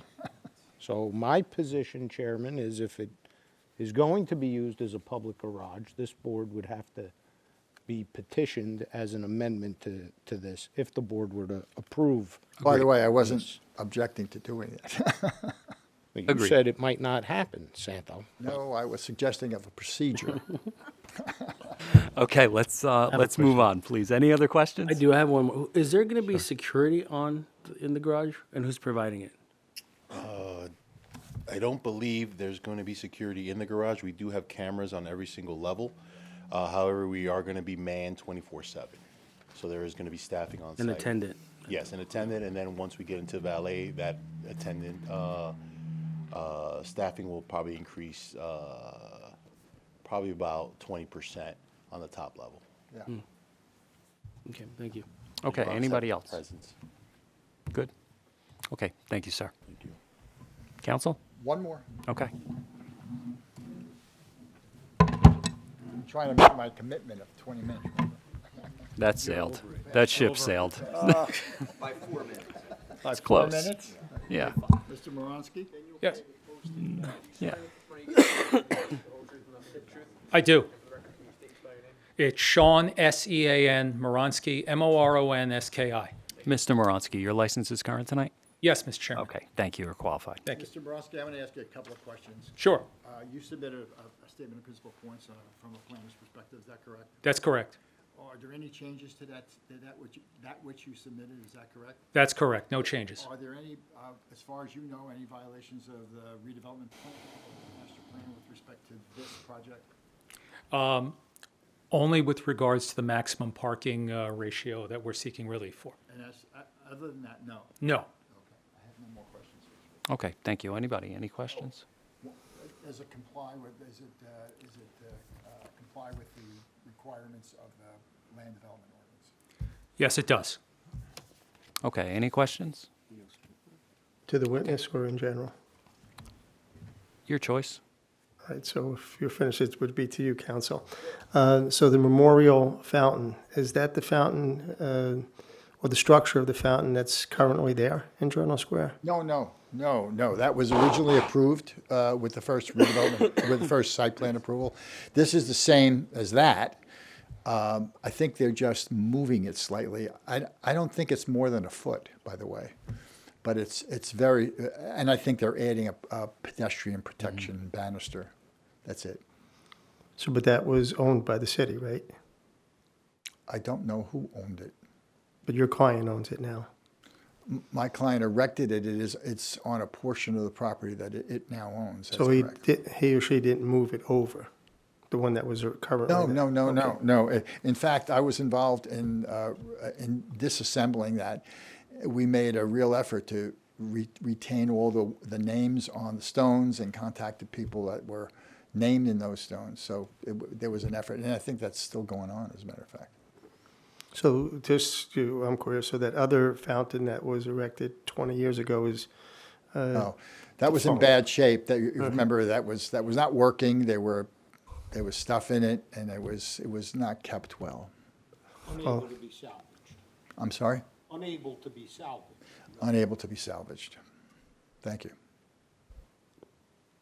So your client will maintain this new pond? The entire Gerald plaza. is The entire referring- plaza. The entire Okay. plaza, even the lawn area, all the pedestrian walkways, all of that is their responsibility. There is a maintenance agreement that was signed in that regard, way back when, by the way. Good to know. Okay, thank you, council. That's all I have. Is there anybody here from public that wants to comment? Seeing no public, I move to close. Second. Okay, motion is made and seconded. Public is closed. Matt, anything you want to add? Yes, certainly, Chairman. Sure. So it's not every day we see a request for a parking maximum relief. This is actually a pretty rare variance ask in front of this board. So in general, obviously, increased parking supply has an inherent benefit in the sense of parking is an amenity. But you have to balance that against the potential negative impacts associated. Academic literature has established that when you increase parking supply, it induces shifts in the mode split of any given sense of trips, and mode split in the sense of how are you completing any given trip? Are you walking? Are you biking? Are you taking transit? Are you driving, etc. When there's more parking, more people tend to choose to drive for any given trip because obviously parking is a pain point, and often, whether it's the expense or the hassle of parking, people often look to other modes when parking is in scarce supply in an area. So obviously, both transportation staff and planning staff had, concerns about potential inducement of greater traffic by by exceeding the established parking maximums here in the Journal Square redevelopment plan, which serve the purpose to fundamentally orient the ongoing redevelopment of the district towards the abundant public transit available and really minimize the traffic impact of that new development. That being said, we've had very productive conversations between the applicant and city staff, and the the applicant has agreed to several mitigation measures.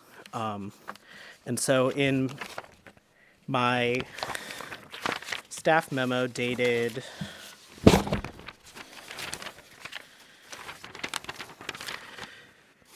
January 31st, 2024. This has been on the docket for a while. Their outlaid is 9 recommended staff conditions for approval of this site plan amendment and the associated parking variance. I want to highlight 3 particular conditions for the board to be aware of. So first and foremost, I think we include, I requested, Chairman, that I submit a resolution in advance, and the resolution was submitted earlier. I think it contained all of your conditions. It did, and staff is greatly appreciative. And so 3 conditions I do want to highlight because they pertain to the specificity of the granting of this variance and the potential in mitigating the negative criteria of this variance, is that the applicant shall operate the parking garage in the manner as stated on the record with regards to hours of operation, staffing levels, usage of tandem and drive-aisle parking and queuing of vehicles. Any significant changes to the operation of the parking deck shall be approved by planning staff.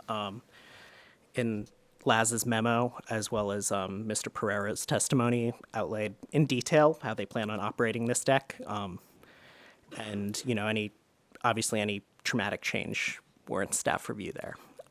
Furthermore, and I believe Mr. Paulino already referenced this in the record, for the first 12 months after the building is first occupied, the applicant shall monitor the traffic impacts, including average wait time, level of service, and pedestrian safety of their development of all intersections of SIP Avenue between Bergen and Summit Avenue. Basically, this is about ground truthing your engineer's traffic study and really making sure we got this right, since it's so critical to get it right here in terms of properly mitigating.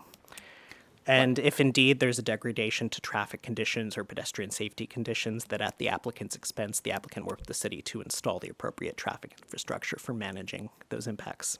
Now, I think that was part of the original site plan approval.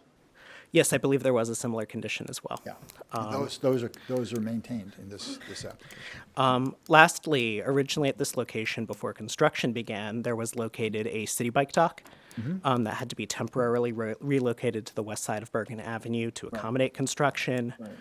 The applicant, in discussions, agreed that they would work with the city to identify the location for the installation of city bike docking capacity east of Bergen Avenue on the same side of the street of the PATH station again, and have that installed at applicant's I don't expense. think we said that, right? I think that the agreement was, and it's in the resolution that I provided to you. If you read that, if you read that aloud, you would see what I think was the agreement that was submitted to you earlier.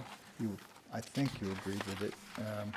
It's basically that we would cooperate with the Division of Planning, Division of Transportation, in trying to find a location and pay for that location, the installation of a city bike in that location. And in transportation, in their memo dated, certainly, too many memos in front of me. January 3rd, yes, identifies the parameters for which an appropriate installation of the city bike station entails, which includes specifically making sure that capacity is installed on the east side of Bergen Avenue in close proximity to the PATH station. I don't know whether that is the location that was there was no location that was. There was no specific location agreed on. Upon. The issue was that well, 2 issues. One, this was very late getting to us, you know that, right? That the issue of city bike locations was not ever before the first site plan approval, not part of this amendment at all. And it was raised in the Division of Transportation's review, your memos.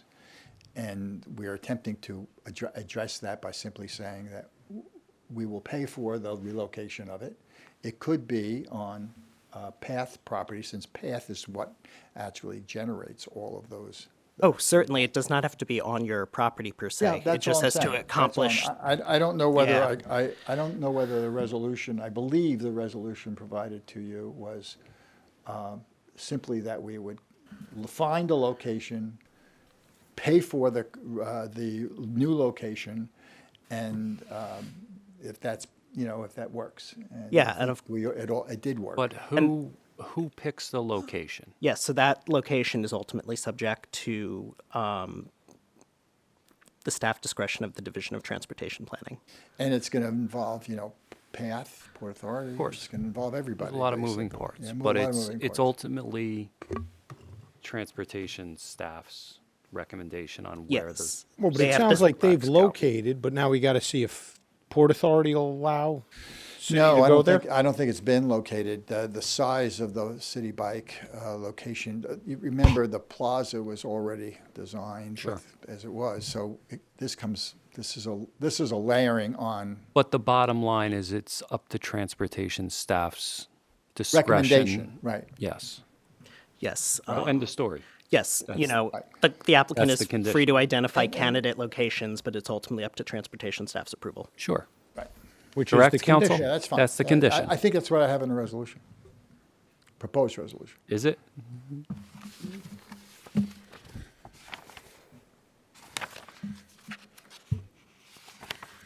I have a copy here. I think I gave you So two the copies. wording of the condition in the draft resolution that Mr. Paulino submitted to city staff and the board's attorney states, in order to promote active bicycle transportation to the area and mitigate traffic generation, the applicant and the Division of Transportation shall consult and cooperate with one another to identify a location in the area to host city bike docking station and install city bike docking capacity at the applicant's expense. Does the board have intent to maybe add some riders to that language related to city staff Depends having on what it is. the ultimate I say? think that, well, just what we said tonight on the record. I think that recommendation should come from traffic and planning staff. Oh, sure. So traffic and planning staff shall have the ultimate Correct. sign off on the final location of the city bike. Recommendation. I think the word was recommendation that the chairman used, right? Discretion is what the chairman used. I said recommendation, but I'm fine with discretion. That's a better word, maybe. It's city transportation's recommendation and discretion as to locating these throughout the city, is it not? It is. And obviously, there's always the boilerplate condition regarding complying with all review agent recommendations. Sure. And in Transportation's memo, they talk about the parameters for the appropriate location of a city bike So station. council, maybe I'm missing something. If the department wants to place this on the Port Authority property and the Port Authority is okay with it, and you've agreed to pay for it, No problem. that's no problem, right? Nope. So that's what the condition is going to say. And the board determines conditions. The applicant doesn't actually have to agree to conditions. The applicant can object to the condition, but we decree conditions. That's how this works. So that's the condition, and that's how it's going to read in the resolution. And if the applicant doesn't like it, it's not the applicant's choice. It's the board's pleasure. So move along. It's no, I think, maybe I'm misunderstanding. The board establishes conditions, and there's a whole list of conditions here that have been agreed upon. I think that's not the issue. I think the issue is, that the chairman is trying to get to is who at the end makes the determination. Yes. Is that right? Yes. Yeah. And we've So And I want that determination to come from, that you want that, I Planning understood it staff. as a recommendation, but if there's a. well, that's the, so let's It's okay. change the It's- language to determination. That's fine. I'm not I want quarreling it- with you about that. No, I want it binding. I want it binding that it's planning Well, staff or here's the problem. transportation staff. Here's the problem with having it binding, and that is that if the Division of Transportation says, for instance, needs to be on the lawn of the plaza, and it disturbs the entire design of the plaza, that's a problem. It's got to be in a suitable location. I mean, if you want to put words about a suitable location for a city bike, that's okay with me. Chairman Langston, do you trust the professional judgment of transportation staff to know what a suitable location is? I do. Yeah, but that's not a matter of trust. It's a matter of what the document says. And lawyers are always concerned about what the document says. So planning board chairmen are also concerned that it falls in the hands of the applicant. And I got to tell you, in my experience, counsel, I'm going to take traffic's It's fine. recommendation 99 times out of 100 All on I'm where that saying location is. That's fine, but all I'm saying is that the location must be suitable. It could be at the discretion, recommendation, whatever you want, whatever terms you want to use. Determination is fine for me as well, but it needs to be a suitable location, right? So that's an issue. Okay with suitable in there? The determination of a suitable location, certainly. That's fine. That's what we're talking about. Yeah, because I think obviously it's incumbent on both the applicant and city staff to act in good faith to find Of course. a And solution. I Yeah. don't have any doubt that that's the outcome, but what's on paper is on paper. So at the end of the day, if an agreement both parties can't come to terms on it, it falls back on this board? Exactly. Okay. Okay. Exactly. That's exactly where I was headed. And can we put that as the condition? You could say that in the event of any disagreement, that it comes before the board. That's fine. Okay. For final determination. Okay, so let's make that the condition. Okay, understood. Okay. Right? So in the event of any disagreement, there's cooperation, et cetera, but in the event of any disagreement, then the matter is presented to the board for final determination. Okay. And we're Sold. done. All right, thank you. Yeah, that's bad, right? I opened it up for public already? I did. Okay, so I'll entertain a motion. Mr. Chair, I'd like to make a motion to approve case P2024-0116 as presented to the board tonight. Second. Okay, motion is made and seconded for approval. Vice Chair Dr. Gonzalez. Aye. Commissioner Lipsky. Aye. Commissioner Councilwoman Prinseri. Aye. Commissioner Torres. I'm definitely not satisfied with a big store, second biggest store, coming into a facility, asking for parking spaces, and can't supply free spaces. So with that, it was stated, I'm going to vote no on it because of that reason. Let them come back and give the people that are going to go to their store a free parking spot. So I vote no. Chairman Langston. It's an aye for me, but with the comment that if we had a protected way to bike to Journal Square, this would be a different application. So maybe we could work towards that in the future rather than approving 100 extra spaces in Journal Square. Oh, certainly. Ultimately, the program of the public right-of-way is at the discretion of City Council. Sure. But Kennedy Boulevard's also a county road. Yes, and so yes, county roads are the Some it's jurisdiction not. of the County Department of Transportation and ultimately the county commission. So, yeah, I think it would be great for City Council to look at that. I know there is a bike ped master plan that City Council adopted that has several proposed treatments for the area that City Council has yet to act on. Sure. But, as we've talked about with other aspects like loading zones that, ultimately reprogram the public right-of-way requires City Council to affirm that. Okay. Thank you. Thank you, Council. Thank you. Shall we deal with the rest of the agenda before jumping into 87 Bright Street? Sure. Couple of requests to carry. Going into April, Council. Understood. Case P2024-0173, this is 359 Johnston Avenue. We would request that this be carried with preservation of notice. Cameron, April 8th, sir. April 8th. April 8th. April 8th. April and- 8th. And then case number P2024-0207, this is 89 Neptune Avenue, carried also to April 8th. Cameron, question mark? Yes, sir. All right. With Okay, and that's preservation of also notice. preservation of notice? And both those applicants consent to the tolling of time for the record. Okay, excellent. Thank you, Council.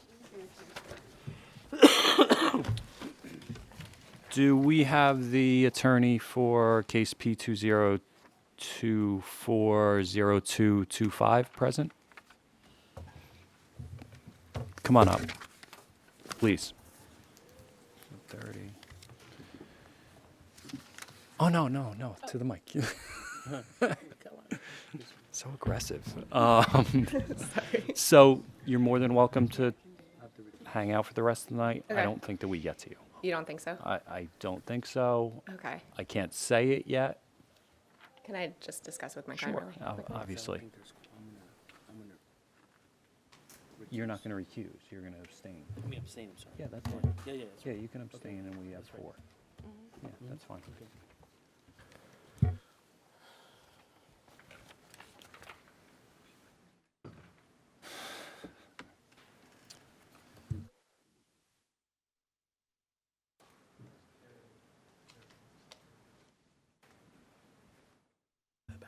Is there any way we can go first? I Really can't. quickly? I can't put No. another piece of new business in front of old business right now. Okay. I wish I could. Chairman, it might be argued that it's a continued use, given that it's Joseph's Forest. We're going from one flower to another.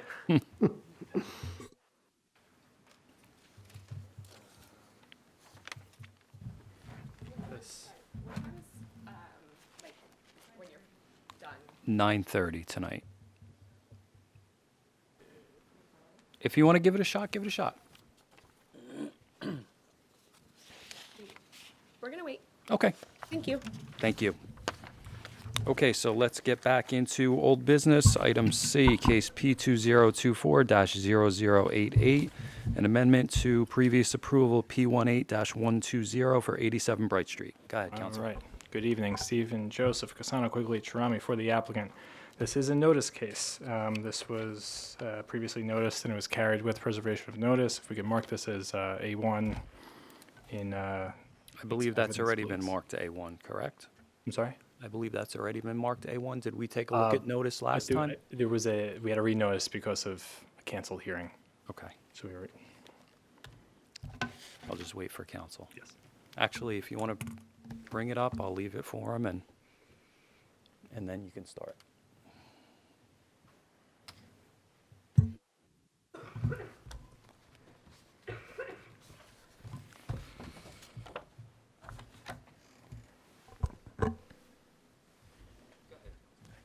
Okay. All right. 87 Bright Street. Our direct testimony is going to be fairly brief on this. It's the actual application is not that complicated. It's an amendment to a prior approval for what amounts to design changes and code compliance. The work, however, it was already completed. I know the board hates hearing that. And a TCO was issued. The building is occupied. It was converted into condos and the units were sold already. These changes happened without the consultation of planning staff, another thing board does not like to hear ever. The explanation behind that is Jersey City's building department removed jurisdiction to the Hoboken building department. So all of these changes were made at all the code compliance changes were made at the direction of the code review official in Hoboken. And there wasn't the communication that there should have been with planning for those changes.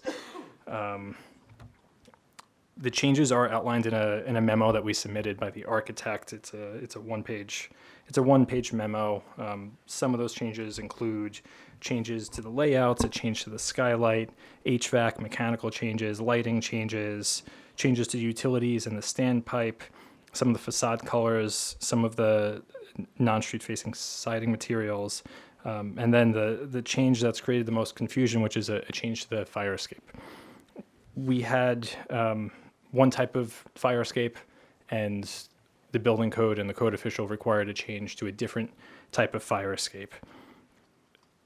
There was a lot of confusion around that. There was a lot of requests that were made from the neighbor and from city planning about documents to be submitted to the city, which we believe we've complied with at this point. So what the board, I think, needs to know is that this fire escape was inspected twice. It was approved twice.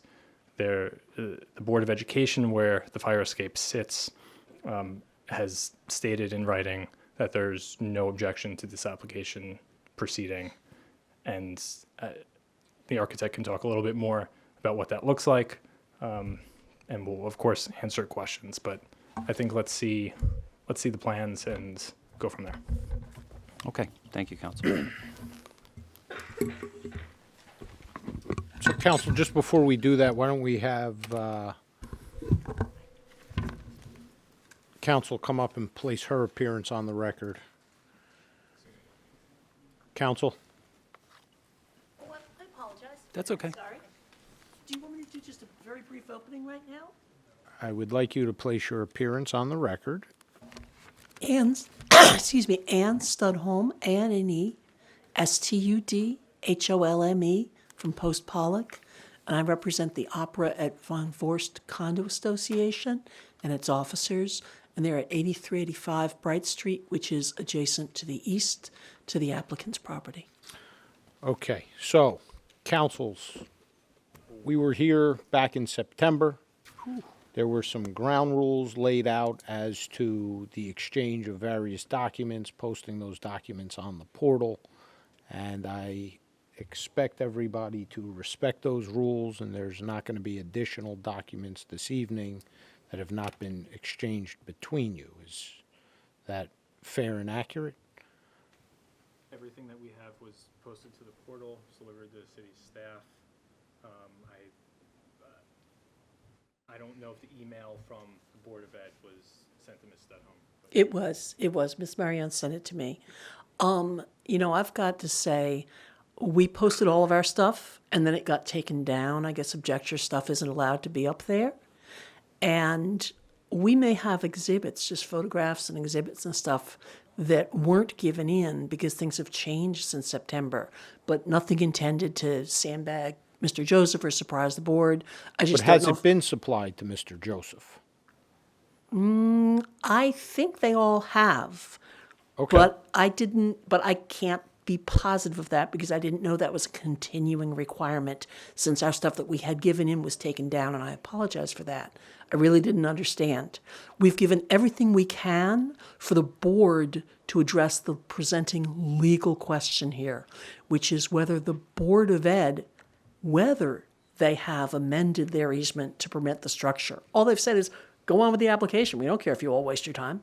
And then the legal question of whether, even if they were to amend their written easement, which they haven't done yet, whether that would suffice, because my clients also have an easement. My clients are the dominant tenement in that easement area. They've had an easement for a long time. It's been recognized for a long time. Ms. Mack's letter, and again, she was here on an occasion when we didn't have a quorum. She's not here tonight. That happens because she's a planning director in Hoboken. That letter was given to Mr. Joseph. This was all done back in the fall. I have not seen an easement for your client's property. You haven't seen a written document memorializing the existing easement. I haven't seen that. There isn't one. Okay. But that doesn't mean they don't have an easement, and that's the legal question confronting the board. And we've been very clear on that. And again, Ms. Mack's letter goes back to October 28th. She's not the Board of Education. The Board of Education did not say that they've granted your client an easement. Oh, and there is no written easement. Nor did they Yes deny. or Nor no? did they deny that they had. In fact, they say, and documents from Mr. Joseph recognize my client's non-memorialized easement by implication. I They absolutely disagree. look at it. I disagree. Santo, I do you think disagree, the Board of counsel. Ed could dump cement in my client's back easement fire escape area? Because that's what you're saying. If you say my guys don't have an easement, you're saying the Board of Ed could fill it in with cement, or his client could fill it in with cement. Obviously, they couldn't. Obviously, my clients have an emergency egress easement. Stop saying words like obviously. If you'd like me to You brief do it, not I can. have a written document. Correct. We don't need it. We have an easement. Right. Okay. Easements don't have to be written down. Thank you, counsel. Thank you. Go ahead, Mr. Joseph. So just, we did receive some documents, I think it was back in November or December of last year. I haven't received anything new since then. So I do want to acknowledge that. I would just say, I guess to make this easier, I would have just a standing objection to any new evidence and materials being presented this evening. And I also think the focus of the objection should be on the application before the board and my client's property, not whether an easement exists on the adjacent property and issues related to that. So with that, we'll get into our direct testimony. We'll present the changes unless there's more questions.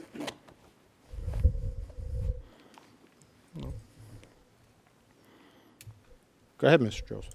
Go ahead, counsel.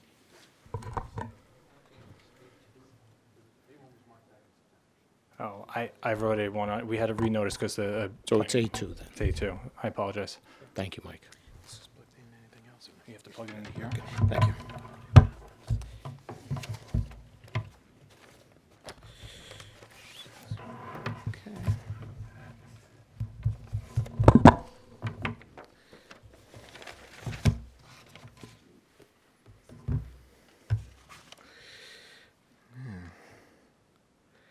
Okay, there's that. Plan, right? Yeah, yep. That is. Okay. All right, let's get you sworn in, James. Swearing in testimony you give tonight is going to be the truth, the whole truth, and nothing but the truth. I do. For the record, could you state and spell your name? James Cornell, Jamescornell. I'm not often asked to spell it, so it's kind of funny, but. Mr. Cornell, good evening. We've qualified you in the past. Your license is current tonight? Yes, it is. Okay, thank you. You're qualified. All right, so James, I just want to confirm before you jump into it, you did prepare a memo dated July 16th, 2024.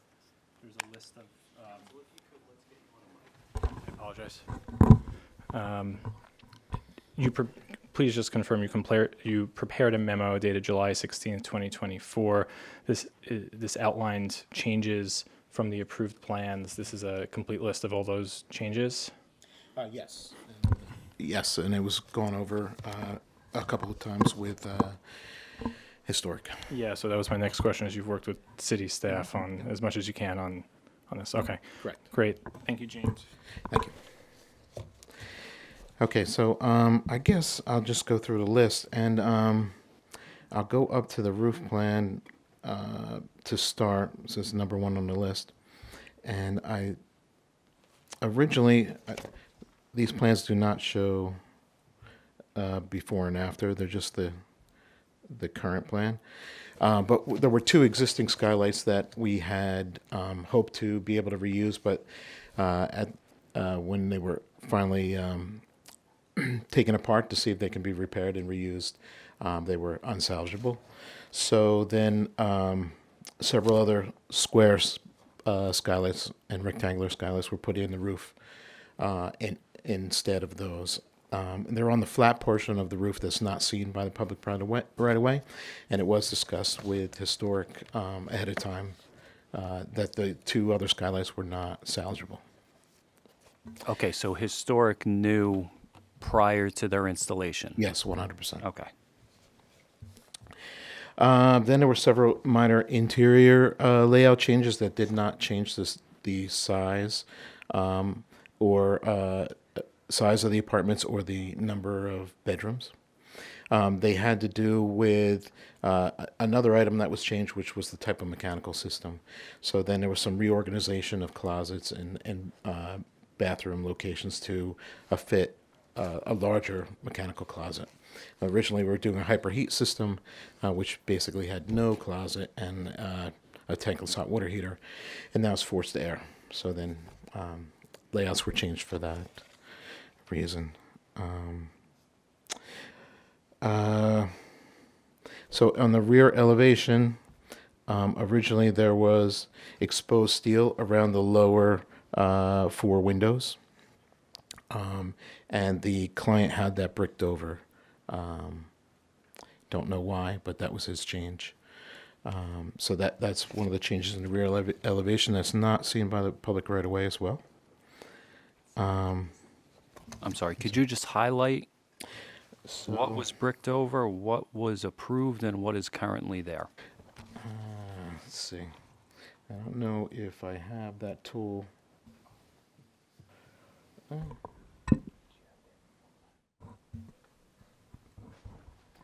Let's cancel.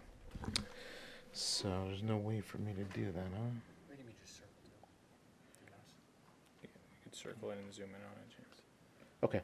Yeah, that's a good idea. So it's these 4 windows here. There was a exposed steel grid that went around the windows that now is covered with brick. Those window sizes changed, or No, the windows are the those are the same actual size. size window, and those were the approved style of window? They are, yes. Yes, there's still the 9 grid window style that was there originally, and the one is a door. You can see at the side of the fire escape, that was approved there as well. Okay, that was approved as a door. Yes. In this same configuration that we're looking at Correct. right now. Okay, what for, was for egress for the easement that we had extended down to our property. okay, and what was the steel around the windows? What was the size of it? It was about I'm 10 not- inches wide. It was an I-beam, I mean a W section. Okay. Looks like an I-beam. And it just went around. It looked like more an industrial look than what Okay. it looks like now, you know. So that was scrapped? That was originally there? Yes, and it was ready. I really don't understand why they would have gotten rid of it because I don't either. they spent the money to have a larger size beams put in so that it had this similar look all the way around all the windows. But the project has gone on since the end of 2016, and a couple of contractors have come and gone. One of them passing away during COVID. So at some point, maybe there was a misdirection. But I'm not privy to any reason why they would have changed that. Okay.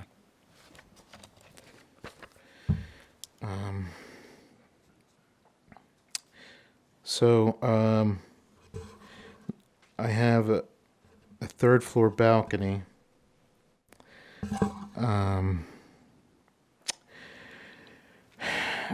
Right and left doors have been changed. Oh, that's on the front. So I'll have to go to the front elevation. Which you can't see. Okay. So there's no elevation of this because it's not seen from the street. So apparently, when I was creating this document, it wasn't important. But there were 2 doors on each side of a giant slider that were changed to windows of the same proportion. So there was always access to the balcony, so no egress changed as far as that because of the sliding door there. And where exactly are we talking about? That is on the 3rd floor, right here. So there's a giant slider in the middle, and the 2 windows on either side are full-length windows, like a door, but they operate as a window instead of a door. So it would be this one here and this one here. Okay. And what was originally approved there? A door. But there was already the... Correct. So there's already a slider in the middle, so it didn't change any access to the balcony. Okay, but the slider was originally approved or no? Correct. Okay. Yep.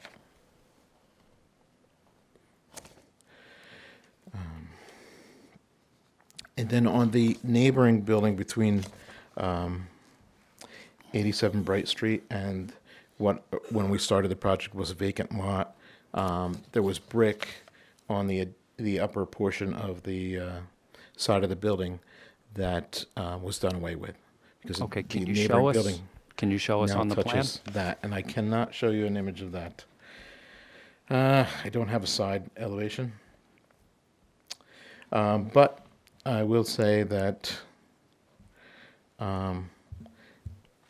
is along this party wall.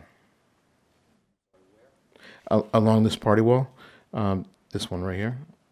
Can you highlight with a pointer or something where we're supposed to be I was looking? hoping I had a tool for that, but apparently this does not have that. That's why I like the So hand drawings. So I'm going to stop us right here. Okay. We're not prepared. Okay. Council, we're not prepared. Understood. What date are we going to do this now? I can't even believe we heard this in September, and we're here, and we can't find a pointer to show us what we're talking about? I got a pointer. I'll give you the pointer. All right. But you'll have to hit the screen with it, so they may have to turn around. Right, so Eddie, can You guys, can you guys see it? we're going to have to turn around and look at this now? No, Is it can doesn't go is this onto the going to be white. available to see on record, Cam? It's not going to be able to be seen on record. I mean, I didn't think that this was a, it didn't come up before now, so I was not prepared for that. Yeah, guys, I apologize for everybody that came down for this. I'm not gonna walk the presentation through, okay? We want a presentation where we can ask questions and be shown what we're talking about. Okay. Okay, council, you Great. understand? Council, you understand? I don't know if the board would do this, but I'm. Probably not. If you're asking, probably not, With a but go ahead. very short legal argument and with a witness who is a fireman who may or may not be able to be here, he's here. I can put on 5 minutes argument and 10 minutes of him. It's out of order, but it sets the table a little bit, and then we don't have to worry about getting him back next time. Next time we might have Ms. Mack, which would be nice. So I'm fully prepared to go ahead with that one witness, which may help clarify a little bit of what Mr. Lamp and I were talking about. Okay, could I have 1 second? Sure. I apologize. I had a different computer the last time, but it wouldn't hook up to these. I thought the iPad would have worked, but. So that's my concern. My Yeah, concern that's- is, I want to get him on record. I want his testimony on record. I need the We don't have the context. case in chief in order for him to then present his position, whatever that may be. So His position is somewhat divorced from the case in chief. It just has to do with the safety of the fire escape in the existing easement. but they have to go through that in order for him to then. Then I understand. And I should also ask Mr. Lampy, were you expecting that my clients would have their existing easement reduced to writing the way other properties have had? My clients have an existing easement. All properties with back doors on that lot line do. 87 did not have a back door on the lot line. So, They had to get a new. so let me say You this. can put it in writing if Let you me want. say this. They have a written easement. Yes, they do, because they had no back door. They needed it. They have one. Yes, they do.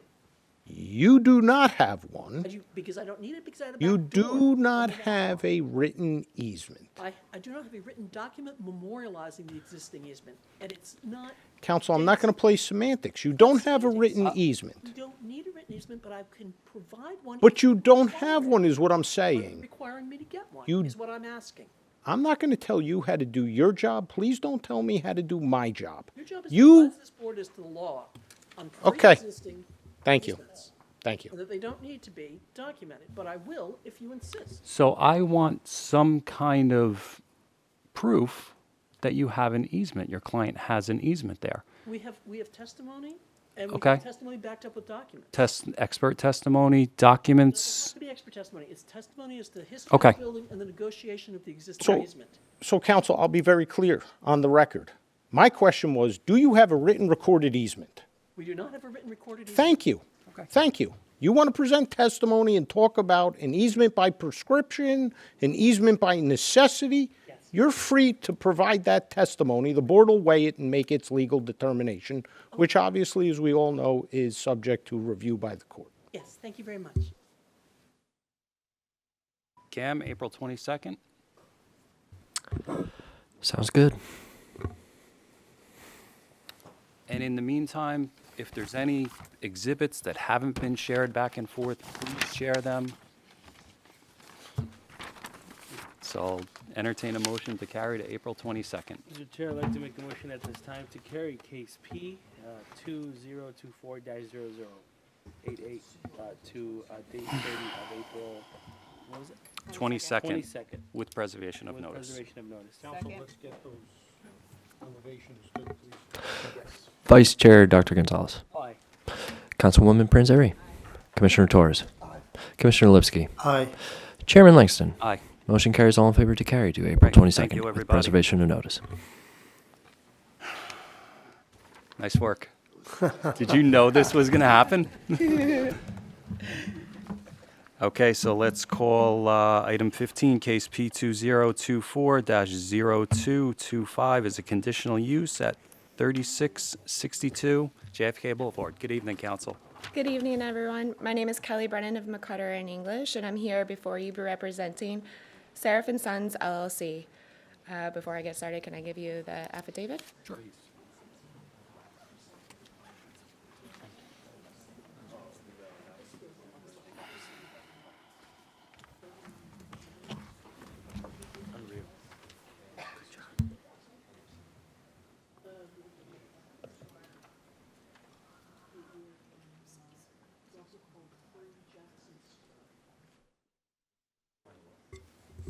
Chairman, I'm going to receive the affidavit of publication proof of mailing with respect to the application at 3662 Kennedy Boulevard here in the city. It does appear to be in order. We're going to mark it as A1 for the record. Thank you, council. Thank you, everyone. Tonight, we have a very straightforward application for your consideration. Applicant proposes to open an approximately 2,287 square foot micro-business cannabis retail store on the first floor of an existing building located at 3662 JFK Boulevard, Block 505, Lot 12, located within the RC2 zone. This application is for conditional use approval and all the conditions have been met. Tonight, I have two witnesses for you. First is Elizabeth Seraphin, the owner and operator of Seraph & Sons, and the second is Drew Monarch, principal of Mon Architects. So I would like to call up Elizabeth. John, I got swear in. You swear in testimony you give tonight is going to be the truth, the whole truth, and nothing but the truth? I do. And for the record, can you state your name? Elizabeth Seraphine. You need me to spell both of them? ELIZABETHSAROFIEM. Thank you. No problem.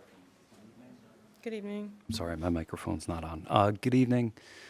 So you're the owner-operator of Correct. the business? Okay, so you're just going to be giving us testimony on operations of the business Yep. and the such? Okay, Exactly. okay. Okay, can you please explain your relationship with Seraph & Sons? Yep. I am the sole owner and operator. I own 100% of the business. And what's your connection with Jersey City? I am born and raised in Jersey City. I went to McNair Academic High School, and my entire family is still here and part of the city. And Sure. Sorry. That's correct. and you want to And I went to McNair Academic, and then my entire family is also still here, operating businesses in the city as well. And what do you propose to do with this space?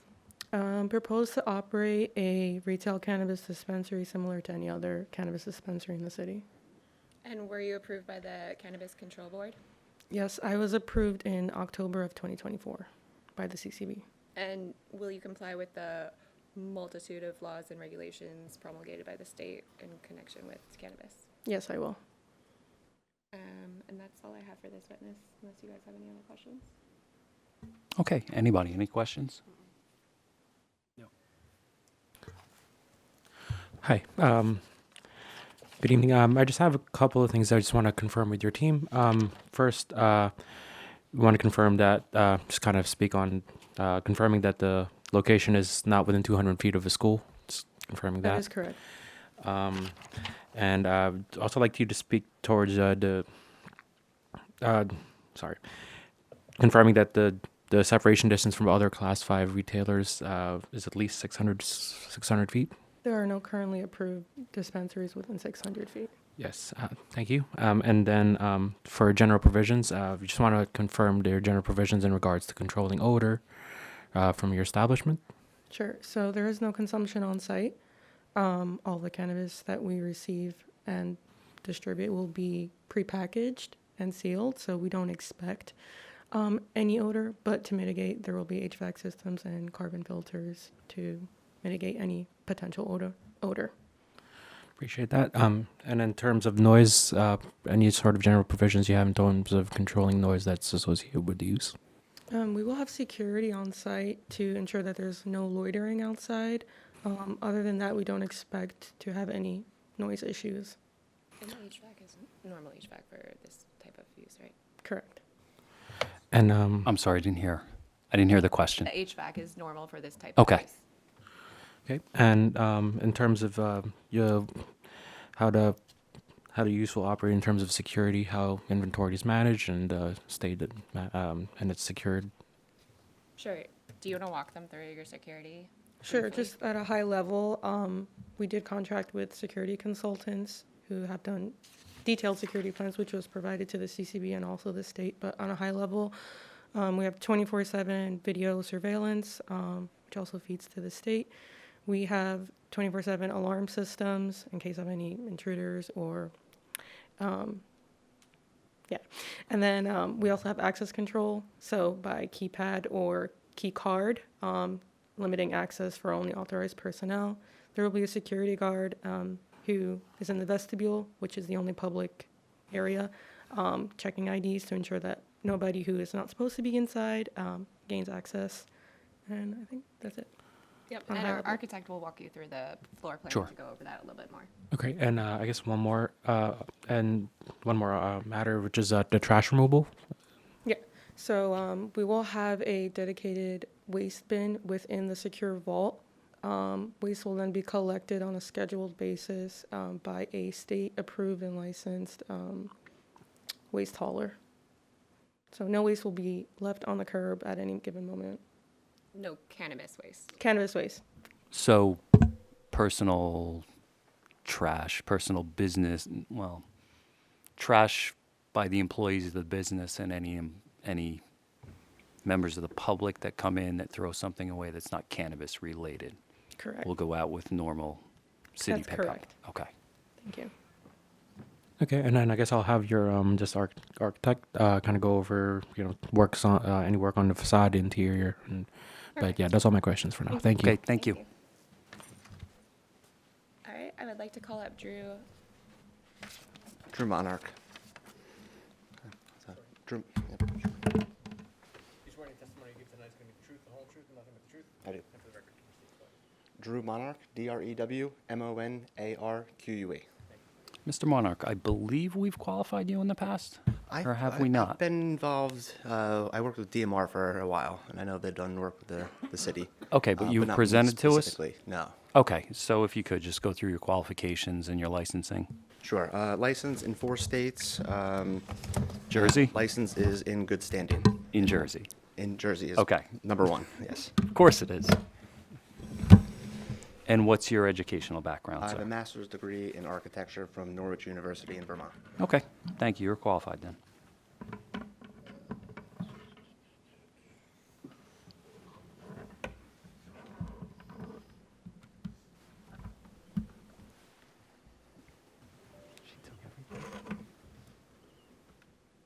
Okay.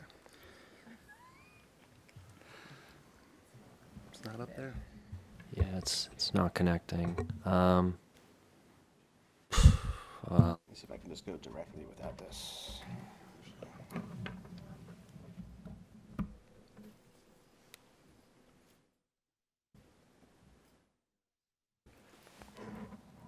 It's weird. Oh wait, it sounds like it. It sounds like it's. Yeah.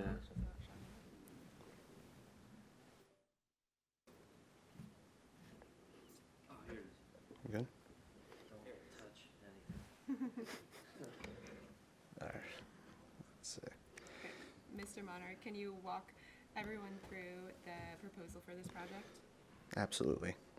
So we do have a cellar space below that is just going to be, that's where the gas meter is, the electric meter, and the mechanical units will be located in the basement. We are going to provide access down below, both from the employee entrance and a secondary access point as well, as you can see by the the plan here on the bottom left. Plan to the middle side here. If you walk in from Kennedy Boulevard to the vestibule, you come in, you make a right, you go into the retail sales floor space. From there, you're looking at the transaction counter. That's where the employees will be. And then there's a secure access point that leads to the back order fulfillment area, the vault space. And as you can see on the right side as well, there's going to be the employee entrance, which is a new punched opening in the exterior that gives you the access, secure access to the back employee break room, owner office. And there's a direct correlation to kind of make your way through from the employee break room out to the retail sales floor as well. And can you walk them through exterior? Yes, so the exterior is going to be cosmetic changes with signage and coloring, painting of existing facade material. So at the top, this is the view from Kennedy Boulevard. So we're proposing to put in some signage on the front door that has hours and operation, general signage above that with a blade sign, which I will show you on the next elevation. All of the existing material will just be painted to go with the branding theme. And this is looking from, I believe it's Grace Street, which is the perpendicular street off of Kennedy. Again, permitted signage, you see the blade signage on the left-hand side and the facade signage with Seraph and Sons. And does this project comply with the Jersey City ordinance? It does. And are any variances required? There's no variances, to my knowledge. All signage. For this witness? Any questions, anyone? The Grace Street, I'm just looking at it again. On Grace Street, the one that you just showed, the windows in the back, are they securely for the basement? Is that going to be a secured window, or is that or just a regular panel glass? The window in the basement, let me go up to the images that I have.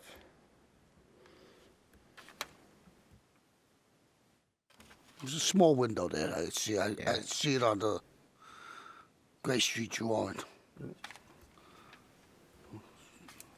So you can see that they're graded out windows. Underneath that, all the way to the bottom. Okay. Yeah. I see what you got there. Yeah. All right. So it's existent. Exactly. Yeah. Oh, okay. Yeah, we're not really changing much. And that's 10 inches maybe? Small. Yeah, I think it's a 32 by 16, goes with the coursing of block. Okay. Okay. Okay, anybody else? All right, thank you, sir. We appreciate it. Thank you.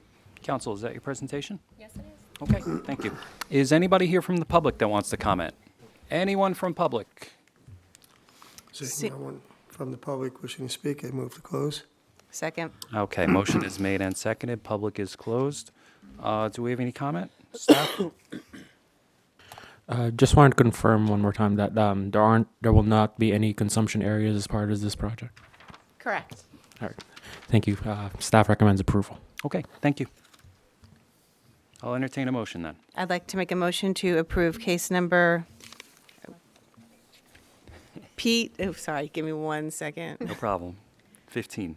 Yeah, no, I know. In case of, it's P2025 for conditional use at 3667 John F. Kennedy Boulevard. 3662. 3662. Sorry about that. I knew I'd get one wrong. No worries. Okay, do I have a second? Second. Okay, motion and second for approval. Vice Chair Dr. Gonzalez. I abstain. Councilwoman Prince Avery. Aye. Commissioner Torres. Big plus. Raised in Jersey City, from Jersey City, and the family's still here. You're happy right there. That's the way we want to see this business go. We want to see it go for the people that were here all the time. And keep their roots in Jersey City. With that, I vote a big aye. Thank you. Commissioner Lipsky. Yeah, I think it's nice that we have a homegrown product, literally and figuratively. And I think it's also tasteful that you've had an employee break area. So I think that's very cool and sensitive, so I vote aye. And Chairman, oh, sorry. And Chairman Langston? Same here. You know what, this is the second meeting in a row. We've had a homegrown resident that's opening a cannabis shop, and I love it. I love You it. go to the best high school in Jersey City. Thank you. Motion carries. So, any idea on opening date? Where are you in the process? As soon as possible. What was that? September. Okay, awesome. Okay, good luck. Best of luck. It's an aye.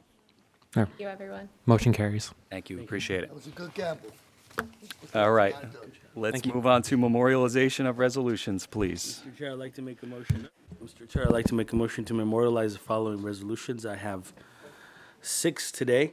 Resolution number 1 of the City of Jersey City Planning Board in the matter of 23 Marion Place, application number P2024-0120, decided February 25th, 2025, memorialized March 11, 2025, application for a minor site plan approval with C variance and design waiver slash exception relief.